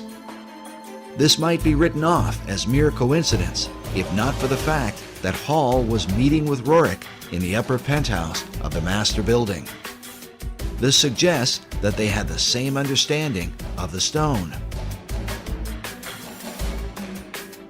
Furthermore, both men were involved, along with Henry Wallace, in the theosophical teachings of Madame H.P. Blavatsky, who openly asserted the ancient Gnostic belief that the true God is Lucifer. As such, for Roerich to have a piece of Lucifer's gemstone would have had great significance. Dr. Obadiah Harris explained to us the importance of Madame Blavatsky to Manly Hall and to his writings about the founding and destiny of America. There's another important lady over here that Mr. Hall wanted to honor, and that is Helen Blavatsky, a Russian woman. By the way, her little house in Russia, and I understand now, is a National Museum. But in the early days, he wanted to pay tribute to her contribution, and she was the co-founder of the Theosophical Society, whose headquarters now is in India. She wrote Isis Unveiled, The Secret Doctrine, and it is said, I don't know if this is true, but she died in 1891. Manly Hall was born in 1901, but it is said that he had read The Secret Doctrine by the time he was 12 years old and understood it. So there's a feeling that Manly Hall had a bond with this woman, a kind of spiritual bond, and that when he wrote Secret Teachings of America, he was really writing the next book for her secret teaching, secret doctrine, that he was taking it farther, and he did. So he felt that in her was a kind of something of the isthmus of the spirit that gave birth to the Philosophical Research Society. If what Dr. Harris says is true, then Hall founded his entire society on the Luciferian doctrines of Madame H.P. Blavatsky. Well, Manly Hall, of course, really was one of the leaders of this whole world esoteric movement for probably 70 years or more. And he wrote extensively about the ancient mysteries, and he eventually joined the Masons and, of course, moved up very rapidly to 33rd degree Mason, and then to the upper levels of Masonry, which are truly into the Luciferian, which most Masons have no idea even exists. In his writings, Hall said that when the Mason learns the mystery of his craft, the seething energies of Lucifer are in his hands. This quote comes from the book The Lost Keys of Freemasonry that was first published in 1923, the same year the casket had been delivered to the Roerichs in Paris. The Luciferian Freemasonry described by Hall could very well have been known by such Masons as Henry Wallace and FDR, especially if FDR was so familiar with Hall that he sent emissaries to Hall's library. Also consider that FDR's successor, Harry Truman, a fellow Mason, had Hall's books on his shelves.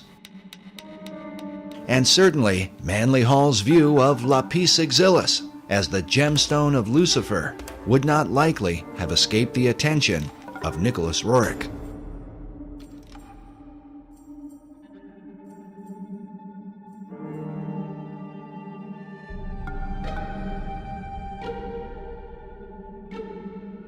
Despite Roerich's international mystique and influence in the Oval Office, he eventually suffered a sudden and sharp decline. While searching for seeds and grasses for the Department of Agriculture, he was also heavily involved with the politics of Central Asia. Buff Perry believes that prior to his fall, Roerich was working to amalgamate the countries of Asia into a united Buddhist theocracy that would ultimately be joined to a one-world government. In Nicholas Roerich's efforts to bring about an amalgamated, if you will, theocratic Buddhist nation that would have consisted of Manchuria, Mongolia, Tibet, part of China, perhaps part of India, perhaps some of Siberia, he was working with the Tashi Lama, who was suspected by China, particularly, and to this day very much suspected by China, as being subversive to the stability of the region. And as a result of this, Roerich became associated with accusations of espionage. Perry's further suspicion is that, at least for a time, Roerich's political efforts were on behalf of FDR's New Deal administration. We recorded the following conversation with Perry in December of 2008. So we've got the what nobody's talking about right now in American media, the North American Union, right, through the Free Trade Agreement. The European Union, which is known about, but we never hear about it on the news. Right. And now there's this Asian Union, it seems like Roerich was being used by the American government to lay the foundation for or to bring about an Asian Union. You've got it. That I accept wholeheartedly, and I think it when you read it, the details, factual details, it's inescapable that America saw in Roerich the capability of creating this great Asian Union. And he was supported by American intelligence. Roerich was supported when he was trying to bring together that great new nation. Who was he reporting to? He was reporting to the American consulates in China. The official story seems to be that once Roerich was accused of being a spy, he fell out of favor with his two greatest supporters, Henry Wallace and Louis Horch. But what about Roerich's so-called Stone of Destiny? This holy grail that he claimed was in his possession, supposedly buried inside the cornerstone of the Master Building. Whether the stone or some part of it is there or not, Buff Perry has come to the conclusion that Roerich's artifact was a cunningly devised fable. Just for our audience, just you don't buy into the idea of the mystical, magical nature of this stone. Absolutely not. And you think it was a showpiece fabricated by the Roerichs, really to beguile guys like Henry Wallace, it seems like. Yes. I do. I do. When we first interviewed Buff several years ago, he seemed to have the impression that the Stone of Destiny was the same stone that Roerich had in his possession. Today, he believes they are not at all the same thing, and that perhaps this is what caused Wallace to become disillusioned with his guru. I think Wallace felt perhaps deceived when he's anticipating the arrival of what he called the Stone of Destiny in correspondence, and then ends up with, nothing in effect. Nevertheless, Perry still believes that Jacob's pillow stone, which is said to be the real Stone of Destiny, was brought to America by the Jacobites and may have been recovered by the French-Canadian explorer La Vérendrye in the 1700s. The La Vérendrye stone is, clearly has some association with the Stone of Destiny. But the whereabouts of the stone today are still unknown. As a Jewish researcher, the real stone holds special significance for Buff Perry. According to the Jewish belief, the Pillow Stone of Jacob is one of the original artifacts that was kept in King Solomon's temple in Jerusalem. The stone, variously called the Stone of Destiny, Foundation Stone, Pillow Stone of Jacob, and other titles, is expected and is necessary to be in Jerusalem for the final construction of the final temple. The Jews believe that that temple, and not all Jews, but most of the Jews today, active in rabbinical orders that are preparing to, conduct all the rituals in the final temple as we speak, believe that all articles that were in Solomon's temple have to be returned if they're known to exist. If they're not known to exist, then it's a different matter. But all those that are known to exist must be returned and would then go into use again in the final temple. Buff believes that Nicholas and Helena Roerich aligned their Chintamani stone with the Stone of Destiny in order to sensationalize their own cause. But others continue to believe that Roerich's stone was from the stars and had real power. The Roerichs themselves were known for tapping into the supernatural realm. The Roerichs were particularly eccentric. Helena Roerich spent much of her lifetime channeling a spirit that called itself Master Mariah, the same spirit that inspired Madame Blavatsky to declare that Lucifer was God. We told you earlier about the letter from Zena Fosdick that describes the contents of the Rajput casket placed inside the cornerstone of the master building. But we neglected to mention a few of the items that Buff Perry talked about. But there are all kinds of other ingredients. There are different fabrics and coins and. And what's the thing? Talk about the coins again.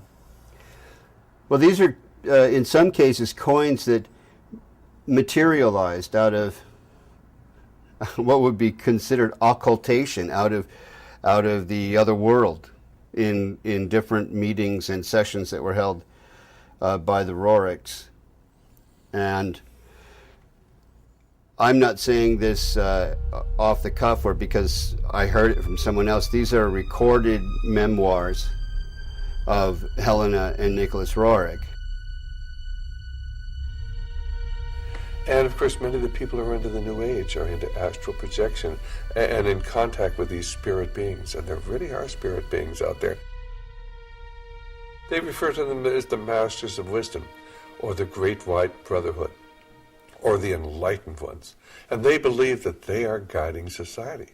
These are actually demonic forces and demonic beings. And of course, they can materialize and disappear. The average individual says, oh, that can't be true. And yet it is true. And when you talk to the people who are dealing with this, they come in contact with this many times. They have accessed this other dimension, which is truly a demonic dimension. And of course, tragically, it's becoming increasingly apparent here in America as we turn our back on God, and we're not really a secular society. We've gone from being a Christian society to a secular society, and now a society dominated by the occult forces, of which are intent upon ruling the world. If it's true that the Roerichs were in contact with the spirit realm, is it then possible that these same powers could have somehow influenced the design of the dollar bill?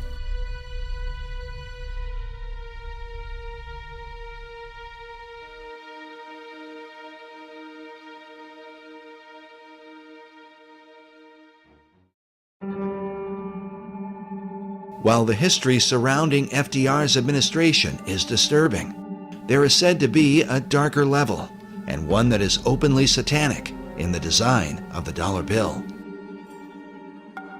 These allegations begin with a group founded in Bavaria in 1776, known as the Illuminati. The order was founded by a man named Adam Weishaupt, with the alleged purpose of perfecting society. The symbolism of the dollar bill, Adam Weishaupt, do you really think it has anything to do with the Illuminati, in your opinion? Is the Illuminati to be defined as Freemasons and Rosicrucians and other secret society members? If that's the case, then yes, I believe the symbol on the dollar bill, the truncated pyramid, is directly related to the Illuminati, because Roerich was the Illuminati. In the 18th century, the original order was thought to have a bloodthirsty agenda, and it was believed that they secretly worshiped Lucifer.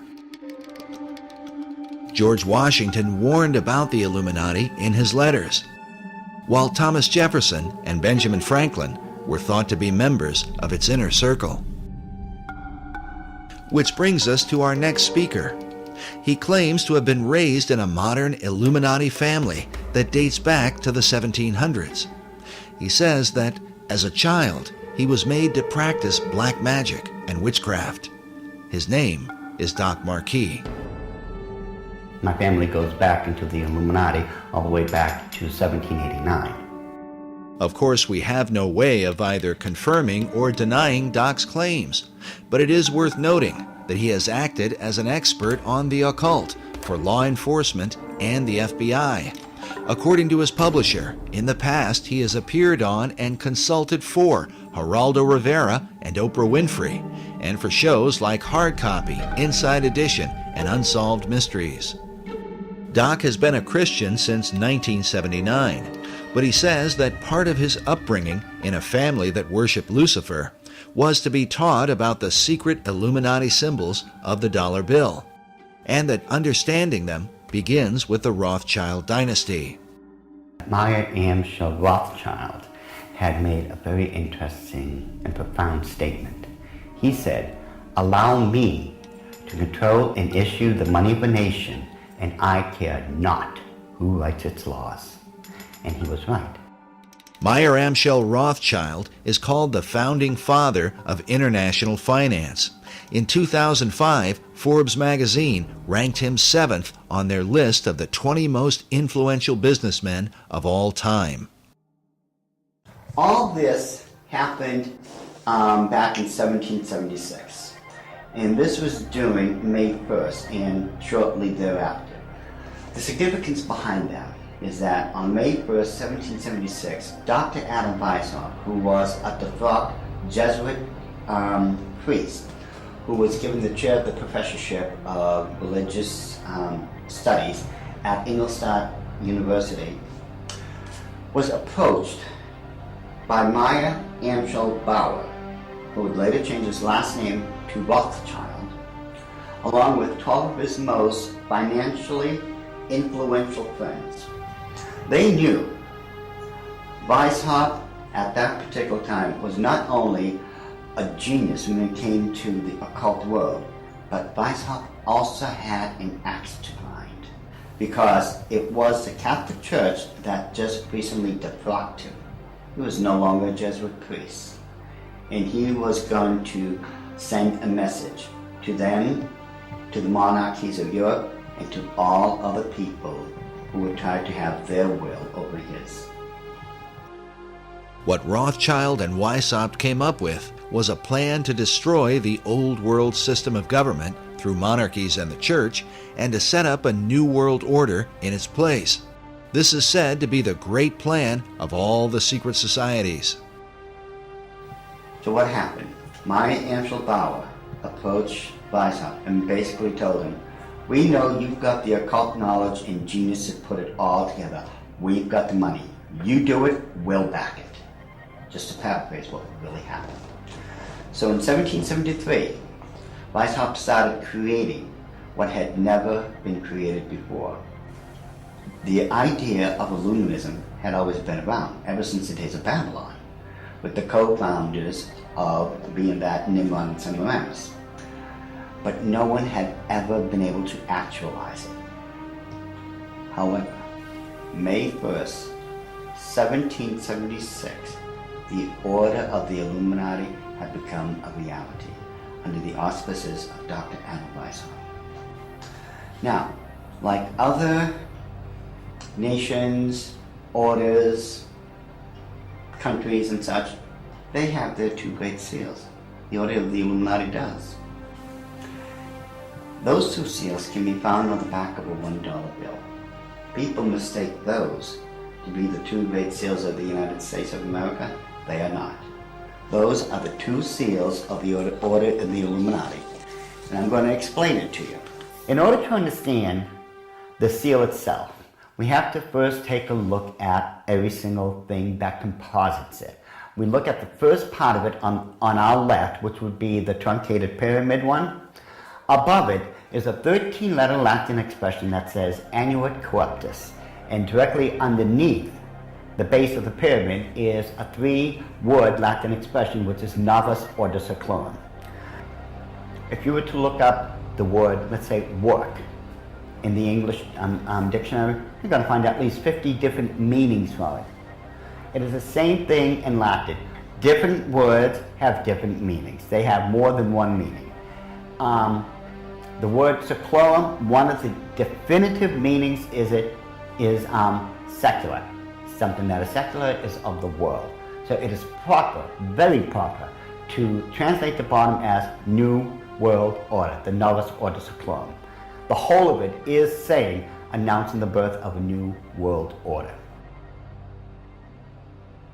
This would be Dr. Adam Weishaupt himself, the very first head of the Order of the Illuminati. It was Weishaupt who had himself come up with a 7-part plan to create what he called the Novus Ordo Seclorum, or the New World Order. This is the person responsible for it. The interesting thing about the front of the dollar bill is that there are 4 huge ones. There is one in every single corner.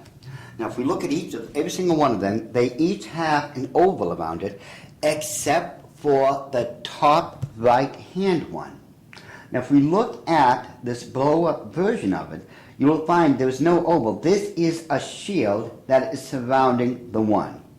Now, the reason there was a shield here is because this is very similar to the original shield that was given to the Rothschild family when Baron Meyer Amschel Rothschild had become knighted in England and received the lordship. If we look across the top of this shield, all the way to the left-hand side, it drops down and forms a crescent moon. It's a crescent moon because it represents the female goddess in the occult world. At the bottom of that shield, of that lunar moon, you will see the owl. And it's very obvious once you take a good look at that part of the crescent moon. And it is the same Illuminati owl that is being worshipped at the Bohemian Grove in California by those members of the Bohemian Grove, where presidents, premiers, kings and queens and heads of nations throughout this world have met. You can tell just by looking at this photo, that is a 40-foot owl. It is made out of oak, and that the worshippers are surrounding that fire pit around that altar, which is easily reflected in the lake around them. This is definitely the owl of the Illuminati. The rituals performed at the Bohemian Grove are occult and idolatrous. One of them, called the cremation of care, is supposed to be a mock human sacrifice, though some suggest that real killings take place. When President Nixon was there, he commented about the extreme homosexual environment at this all-male boys' club. Among other powerful American leaders who have been spotted at the Grove are Ronald Reagan, Dwight Eisenhower, Jimmy Carter, Newt Gingrich, and George Bush Jr. and Sr. Now, when we take a look at the O, it is actually, occultically speaking, the shape of the Ouroboros, the snake that's going around in a circle, devouring itself. This O is actually the eye in this lady's face that they want to look at. This is the O. Now, what's in the center of this O? You take a good look. It is the exact same owl of the Illuminati that we saw on the back of the $1 bill. So the question then becomes, who owns L'Oreal? But the owl seems to be a major symbol for the secret societies, as they are found repeatedly inside government buildings in Washington, D.C. And a giant owl figure is even seen in the street design, with the United States Capitol in the midst of it.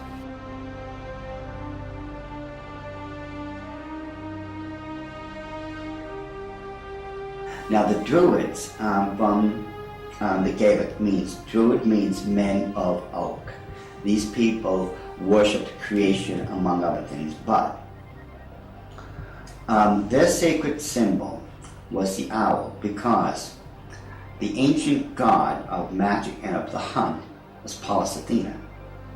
Her bird was the owl, and that owl represented wisdom. It always has. Pallas Athena was also the goddess figure who was said to inspire Sir Francis Bacon. But now look at this owl seal at the Bohemian Grove, where it says, "Weaving spiders come not here." While the line is taken from Shakespeare's Midsummer Night's Dream, could this also be a veiled reference to what seems like a spiderweb design that forms the background of the dollar bill? Are there additional secrets hidden there?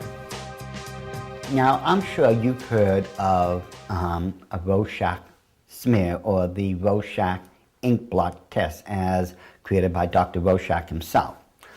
You see the ink in the forefront and everything else is in the background.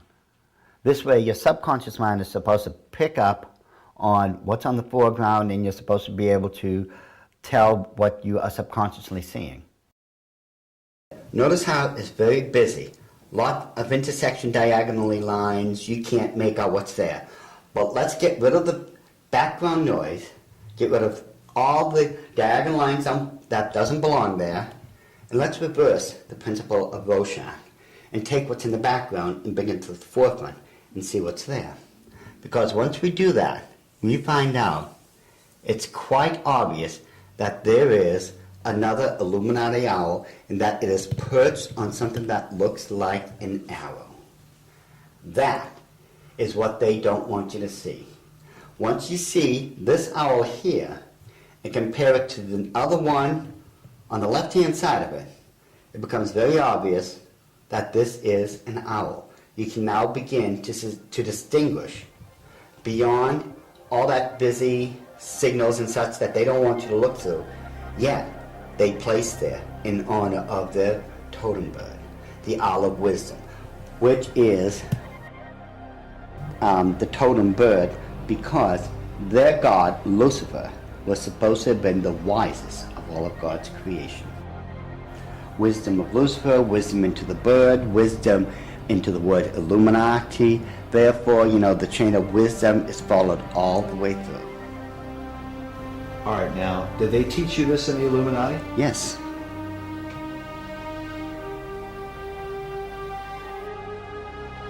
Well, I want you to understand that the first symbol is known as a pentalpha, from the Greek word for five, pente. It is a five-pointed star. Now, this next one is a pentacle. Now, it looks similar, but I want you to notice how it is interwoven. It runs through and in between itself. Now, this next symbol is what's known as the Star of David, the Mogan David, the Jewish Star, the Seal of Solomon. There's numbers for it. This is the symbol for the nation of Israel. Now, when you take a look at it very carefully, you will notice that it is two equilateral triangles that are interwoven. This shows the union of God with man. However, when you look at the next one, it's similar to it. It's known as a hexagon. This is when you take two equilateral triangles, place one on top of another. Symbolically speaking, you're placing man above God.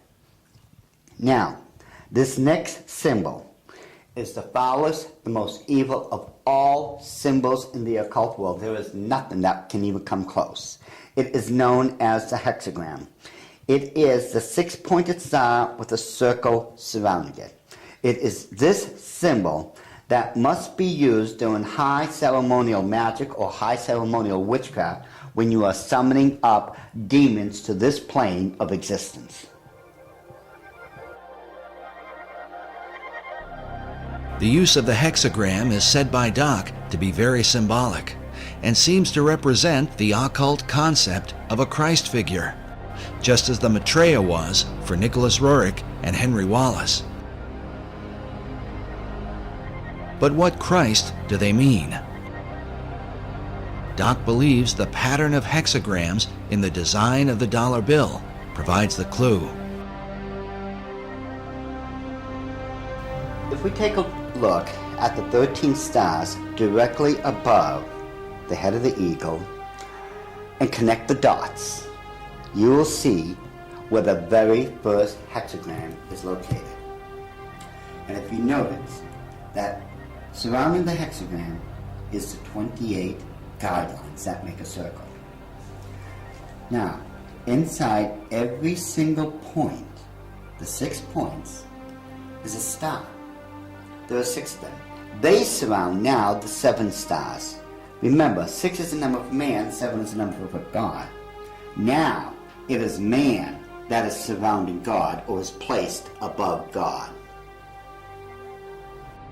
If what Doc is saying is true, this could represent the person the Bible calls the man of sin, who opposes and exalts himself above all that is called God or that is worshipped.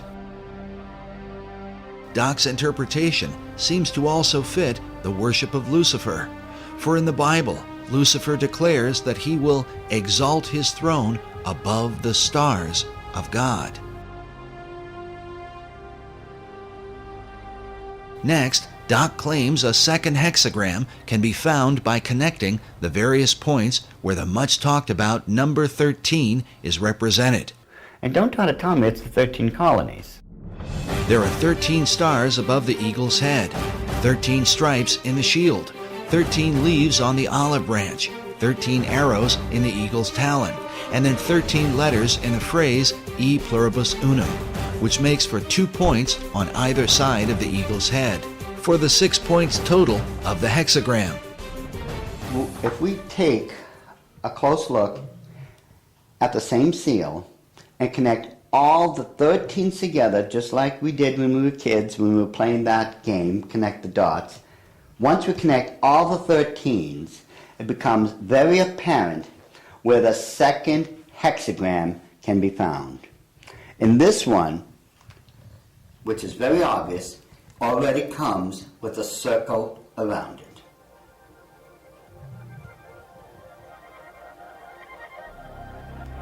So this is the second hexagram here in figure 2. Yes. And then where's the third hexagram? The third hexagram can be found on the other part of the Great Seal. Again, connect all the 13 together, the 13 letters, the 13 steps in the pyramid, connect all this together. And you'll note with the circle that's already there, it forms the third hexagram.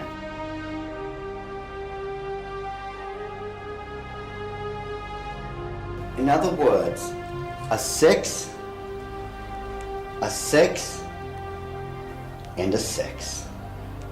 A 6, 6, 6. Doc has deciphered a code that, if there, would glorify Lucifer's Messiah, whom the Bible calls the beast or Antichrist. In the book of Revelation, it reads, "Here is wisdom. Let him that hath understanding count the number of the beast, for it is the number of a man, and his number is 666." Could there really be 3 6-pointed hexagrams on the dollar bill? Once we start at the base of the pyramid, which is the foundation of all things, and follow the design of the hexagram itself, you're going to find out something very startling. We go from the M and follow the symbol all the way up to the A. The A cuts directly underneath the eye of Lucifer all the way to the S. The S connects all the way down. It goes in between the V and the I and connects all the way to the O. And following the symbol, the O connects up and over along the symbol of the hexagram to the word N. In perfect sequence, it's M-A-S-O-N, Mason. It's not what a lot of other people have espoused, that the symbol connects down to the M in seclorum and that the word is an anagram or something like that. Those people who are doing that obviously don't know what they're talking about, or they don't know how to plagiarize me correctly. Because the order of the Illuminati have stated, and always will state, this is perfectly spelled out to be M-A-S-O-N, Mason. This points conclusively that the Masons have been involved in the order of the Illuminati. This was back during the Council of Wilhelmsbad, which would have been July 16, 1782.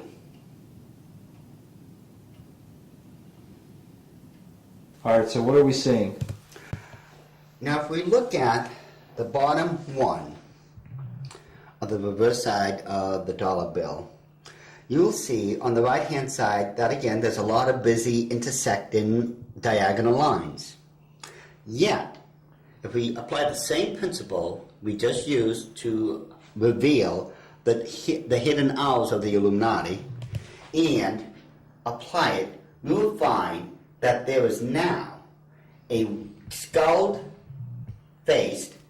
winged demon. And it is very obvious once you take away the background, the busy noise, it becomes very apparent what it is and that it's been there all along. And if we just simply go and enlarge that section, just start with a small one, and just keep enlarging it, and enlarge it even more, even with the background noise there, as I call it, I think it becomes very apparent what we are now looking at. That it is still a skull-faced winged demon. And it is these demons that are protecting and blessing the two great seals of the Order of the Illuminati. And it would make perfect sense that it had to be demons used to protect these seals, since I am convinced it was those same demons that handed them over to Thomas Jefferson when they first created them.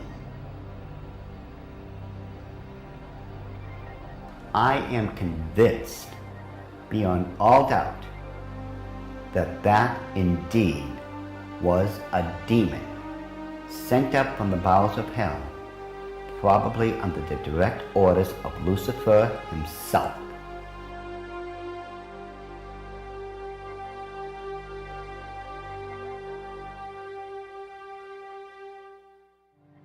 Doc Marquis makes it clear that he is no longer involved in the occult, and that since becoming a Christian, he has dedicated himself to warning others about the activities of the secret societies that worship Lucifer. I've been doing this now since the late 70s, when I first left the Order of the Illuminati, and that's when at that point I had become a born-again Christian. At that time, I realized what I had been doing all along. Maybe in my own way of trying to make up for what I had done, and I've done a lot of heinous things in this life, I begin to wonder if I'm not trying to make up or atone for some of those things I had done. And I know in my heart of hearts that as a born-again child of the King, my sins have already been bought and paid for. But still, there's just that part of me that still feels so guilty about everything I've done. So it could be in my own way, and I'm somewhat convinced that in my own way, I'm still trying to make up for all those crimes I was guilty of when I was in the Illuminati. Doc makes it clear that he believes demonic forces were behind the design of the dollar bill and are working through secret societies. One of them is the Order of the Eastern Star, the female chapter of Freemasonry, whose icon is an inverted pentagram, a symbol associated with the satanic goat of Mendes. Ed Decker told us a story about a woman he once counseled who was involved in this society. I got a call one day after I had published a book on it, and a little book called The Question of Freemasonry. And in that book, I had, on one page, is the actual goat of Mendes. The goat of Mendes is a very significant symbol, since it was designed by 19th century French magician Eliphas Levi, without question the most influential occultist of the last 200 years. In his books, Levi glorified Lucifer and Satan, and his writings were quoted extensively by every major occult leader, including Albert Pike, Madame H.P. Blavatsky, and Manly P. Hall. Now listen carefully to Ed Decker's story. I got a call from someplace back in Pennsylvania, New Jersey, and this is years ago. And a lady called me up and she said, "I want to talk to you." She said, "I received a copy of your book. I am the head of the Eastern Star for my state." And she said, "Every time I go to another area of the state to do the induction of the leadership of the local chapters of the Eastern Star, I have these bad dreams, and it's like this demon comes in and attacks me in my bedroom, and it's this evil, evil thing. And it's beginning to bother me." And someone mentioned to me that, the Masons and the stuff that they do isn't really godly. You might want to study it a little bit. She said, so she told me that she went to a Christian bookstore and asked them if they had anything on the Eastern Star or Freemasonry. And the lady said, you know, in the mail, I had just gotten this booklet. It's called The Question of Freemasonry by this guy, Ed Decker. And she said, I opened the book, I opened it up to the page, it just opened to the page that you have the goat of Mindy's on there. And I looked at that, and that's the demon that's been coming into my room and attacking me when I'm going around the state and doing the inductions of the ladies of the Eastern Star. She said, I ran down 3 blocks to my husband's office, left my car right in the parking lot of the Christian bookstore, ran down there, got my husband out of his, I think he was an insurance agent or something, and said, look at this. They left there, went home, read the book, got on their knees, confessed it as sin, renounced it, and had that thing taken off their back. And from that time on, all that heaviness left her. When it went away, it just moved off her entire spirit. It was a spirit of darkness and evil. And it was the goat of Mindy's, the same thing that's on the Medal of Honor, the same thing that's built into the Capitol and the Mall and the White House, built in there. It's the same evil spirit.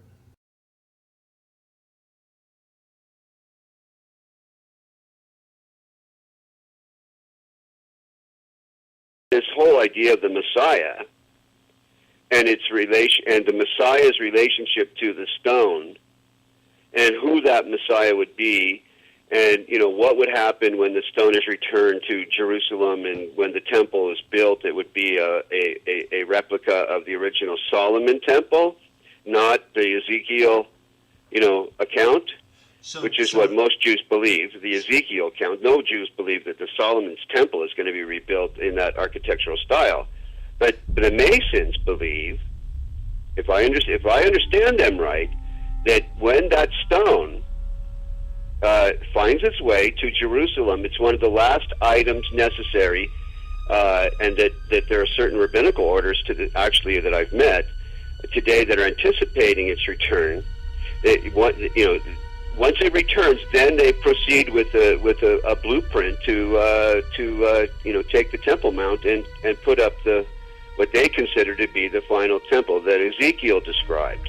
But the stone it's all pivotal upon the return of this stone, because Solomon brought that stone in the traditions and legends in Judaism into his original temple, and upon it the incense was burned in the fire pan.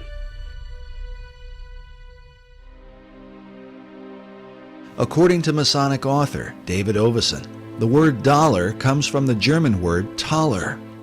While there are many Taler designs, one in particular is mentioned, with the image of Jesus Christ crucified on one side, while the reverse bears the image of a serpent on a cross and a reference to the book of Numbers from the Old Testament. In this account, the children of Israel had complained against God. The scripture says, "And the Lord sent fiery serpents among the people, and they bit the people, and much of the people of Israel died." When they repented, God commanded Moses to erect a bronze serpent upon a pole, saying that everyone that is bitten, when he looketh upon it, shall live. In the New Testament, Jesus made reference to the bronze serpent as a picture of his crucifixion. He said, "As Moses lifted up the serpent in the wilderness, even so must the Son of Man be lifted up, that whosoever believeth in him should not perish, but have eternal life."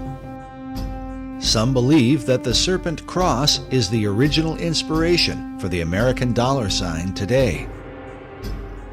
While the image of the bronze serpent holds a very particular meaning for Christianity, David Oveson explains that Kabbalists and alchemists find an interesting parallel in the Hebrew gematria. The Hebrew word for the serpent of Moses is Nakash, which means the shining one. The numerical gematria for Nakash is 358. This is also the numerical equivalent for the Hebrew word Mashiach, or Messiah. Oveson claims that these numerical equivalents allowed magicians to draw a connection between the brazen or bronze serpent and the Messiah. But exactly what Messiah do they mean? The phrase e pluribus unum, or out of many, one, appears in the banner held in the mouth of the American eagle. The word one appears a total of 7 times on the dollar bill. Oveson writes, in magical numerology, the number 7 is regarded with a special veneration. Certain texts that deal with the meanings of numbers insist that 7 stands for the complete temple. The temple he refers to is the ancient temple of God, built by King Solomon in the city of Jerusalem. Oveson goes on to say that the concept of a complete temple is symbolized by the unfinished pyramid of the Great Seal, where the symbol of a Messiah figure is also shown with the all-seeing eye, representing the capstone that will one day complete the pyramid. In other words, when the Messiah emerges, then will the temple be complete. But just who this Messiah will be is the subject of intense debate, and the clues to his identity are said to be related to the temple itself. The site of Solomon's original temple at the Temple Mount in Jerusalem is still considered a sacred and holy place. Buildings are sacred in religions. Religious buildings are sacred. So Solomon's temple is sacred. The Knights Templar were specifically named in reference to this ancient site. They were known as the Poor Knights of Christ and of the Temple of Solomon. The Knights Templar lived on the Temple Mount. Today, the Temple Mount has on it the Dome of the Rock and Al-Aqsa Mosque. The Knights Templar had their headquarters in Al-Aqsa Mosque when they were there.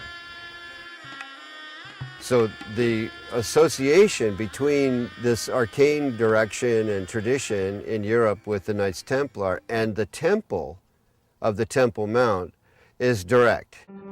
The sacred nature of the temple was handed down from the Templars to the Freemasons, who are said to have originated from the ancient knights. Masonic philosopher Albert Pike wrote that every Masonic lodge is a temple of religion.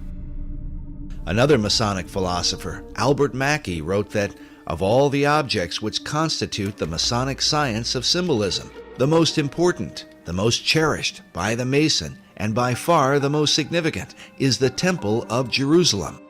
The spiritualizing of the temple is the first, the most prominent, and the most pervading of all the symbols of Freemasonry. Take from Freemasonry its dependence on the temple, and the system itself would at once decay and die. According to David Oveson, who is himself a Freemason, the dream of a rebuilt temple in Jerusalem is the true symbolism of the unfinished pyramid on the back of the dollar bill. But is it merely a coincidence that these symbols would end up on the foundation of America's currency? Is there a further connection with Solomon's temple and the mysterious Knights Templar? The Templars were there on the Mount. They lived on the Mount. So they were living a dream. And the dream is the same dream Christopher Columbus had and wrote about extensively in returning to Jerusalem with the gold from the Americas to build the temple. Was this the true purpose of Columbus's voyage, to finance the rebuilding of Solomon's temple? And was this desire handed down from the Templars to Columbus to modern Masonry? As we have shown before, the ships of Columbus sailed with a red cross on a white background, the symbol of the Knights Templar. But despite the interest of Templars and Freemasons, the original temple begins with the Jewish people. The temple was critical to Judaism. It was the heart of Judaism. The first Jewish temple, built by King Solomon, was destroyed by the Babylonians in 587 BC. The temple became a necessity for the existence of Judaism. So when it was destroyed, the longing for another temple in the Babylonian exile was, primary. The foundation for a second temple was laid by Zerubbabel when the first Jews returned from their captivity in ancient Babylon. First thing, when Jews are able to return, they build a temple. There's Zerubbabel and Ezra and Nehemiah come together. There's a temple built. It's added on to over the centuries until you end up with Herod's temple. This second temple was in existence during the time of Christ and the apostles. But it would also be destroyed, a terrible event that Jesus himself had prophesied. The scripture says that the disciples came to show Jesus the buildings of the temple, and Jesus said unto them, See ye not all of these things? Verily I say unto you, there shall not be left here one stone upon another that shall not be thrown down.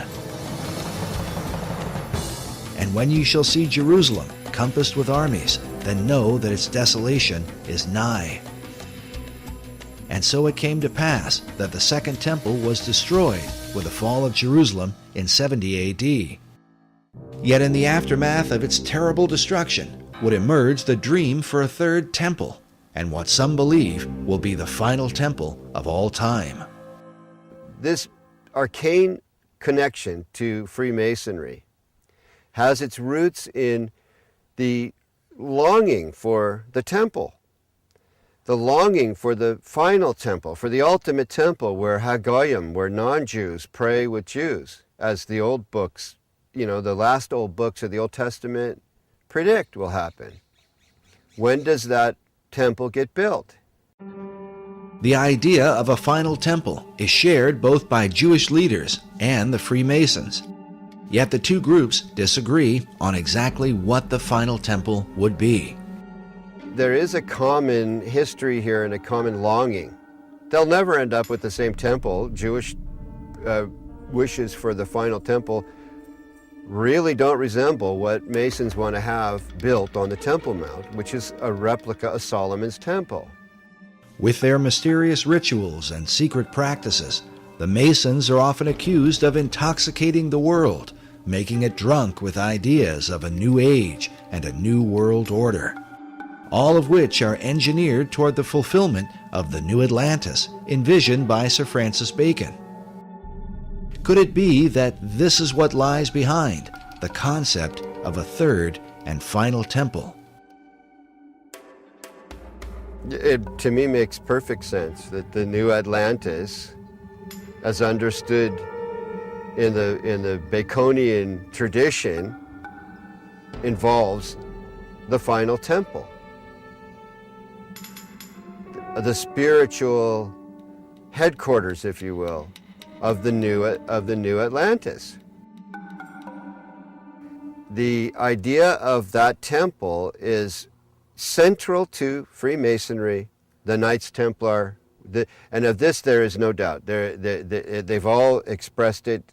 All these arcane societies have let it be known that this is really ultimately a central goal. They seem to all gravitate toward there being a temple, a need for a temple, except Orthodox Muslims who say, no, we're the last religion. These buildings are fine, thank you very much. Become a Muslim and you can pray in them and hang out on the Temple Mount, which is not going to happen. So that leads to a pretty ugly likelihood. If people who want a temple get their way, there's going to be a bloodbath there.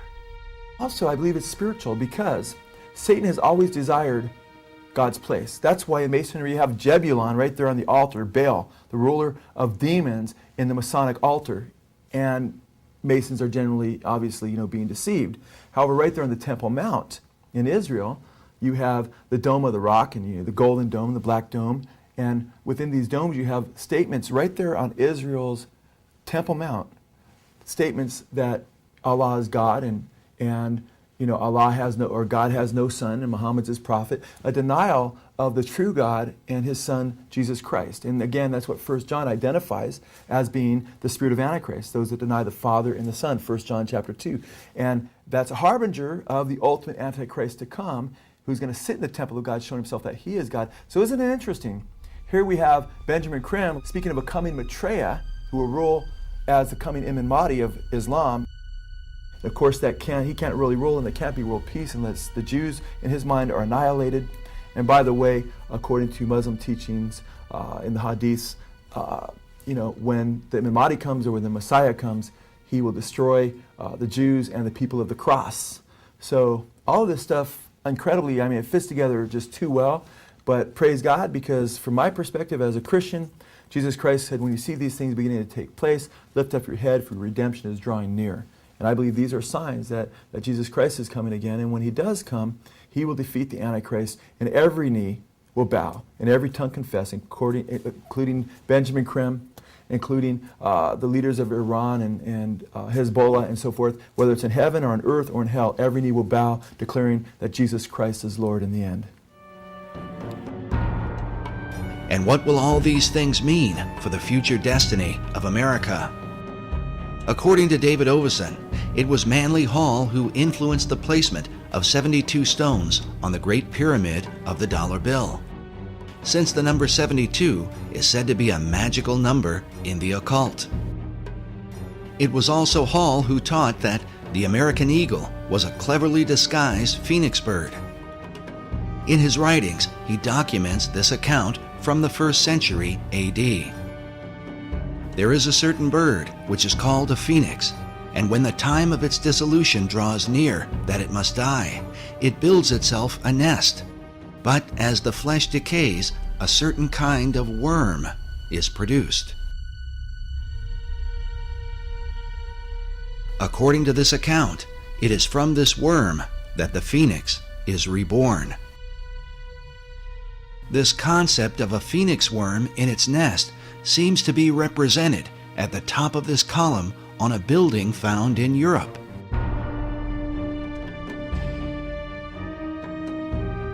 But in Washington, D.C., up at the tops of the 72 columns of the National Archives building, we find nearly identical carvings, all perched beneath the throne of destiny itself. Could this somehow be a veiled reference to the secret destiny of America? Watching the strength of the American dollar decline, we consider America's founder, George Washington. Around his image on the face of the dollar is said to be an omega symbol, signifying the end. But what end? Many researchers have come to believe that the plan of these Luciferian societies is that, like the phoenix of old, the America that we know will ultimately be destroyed, and that from her ashes will be born a new world order.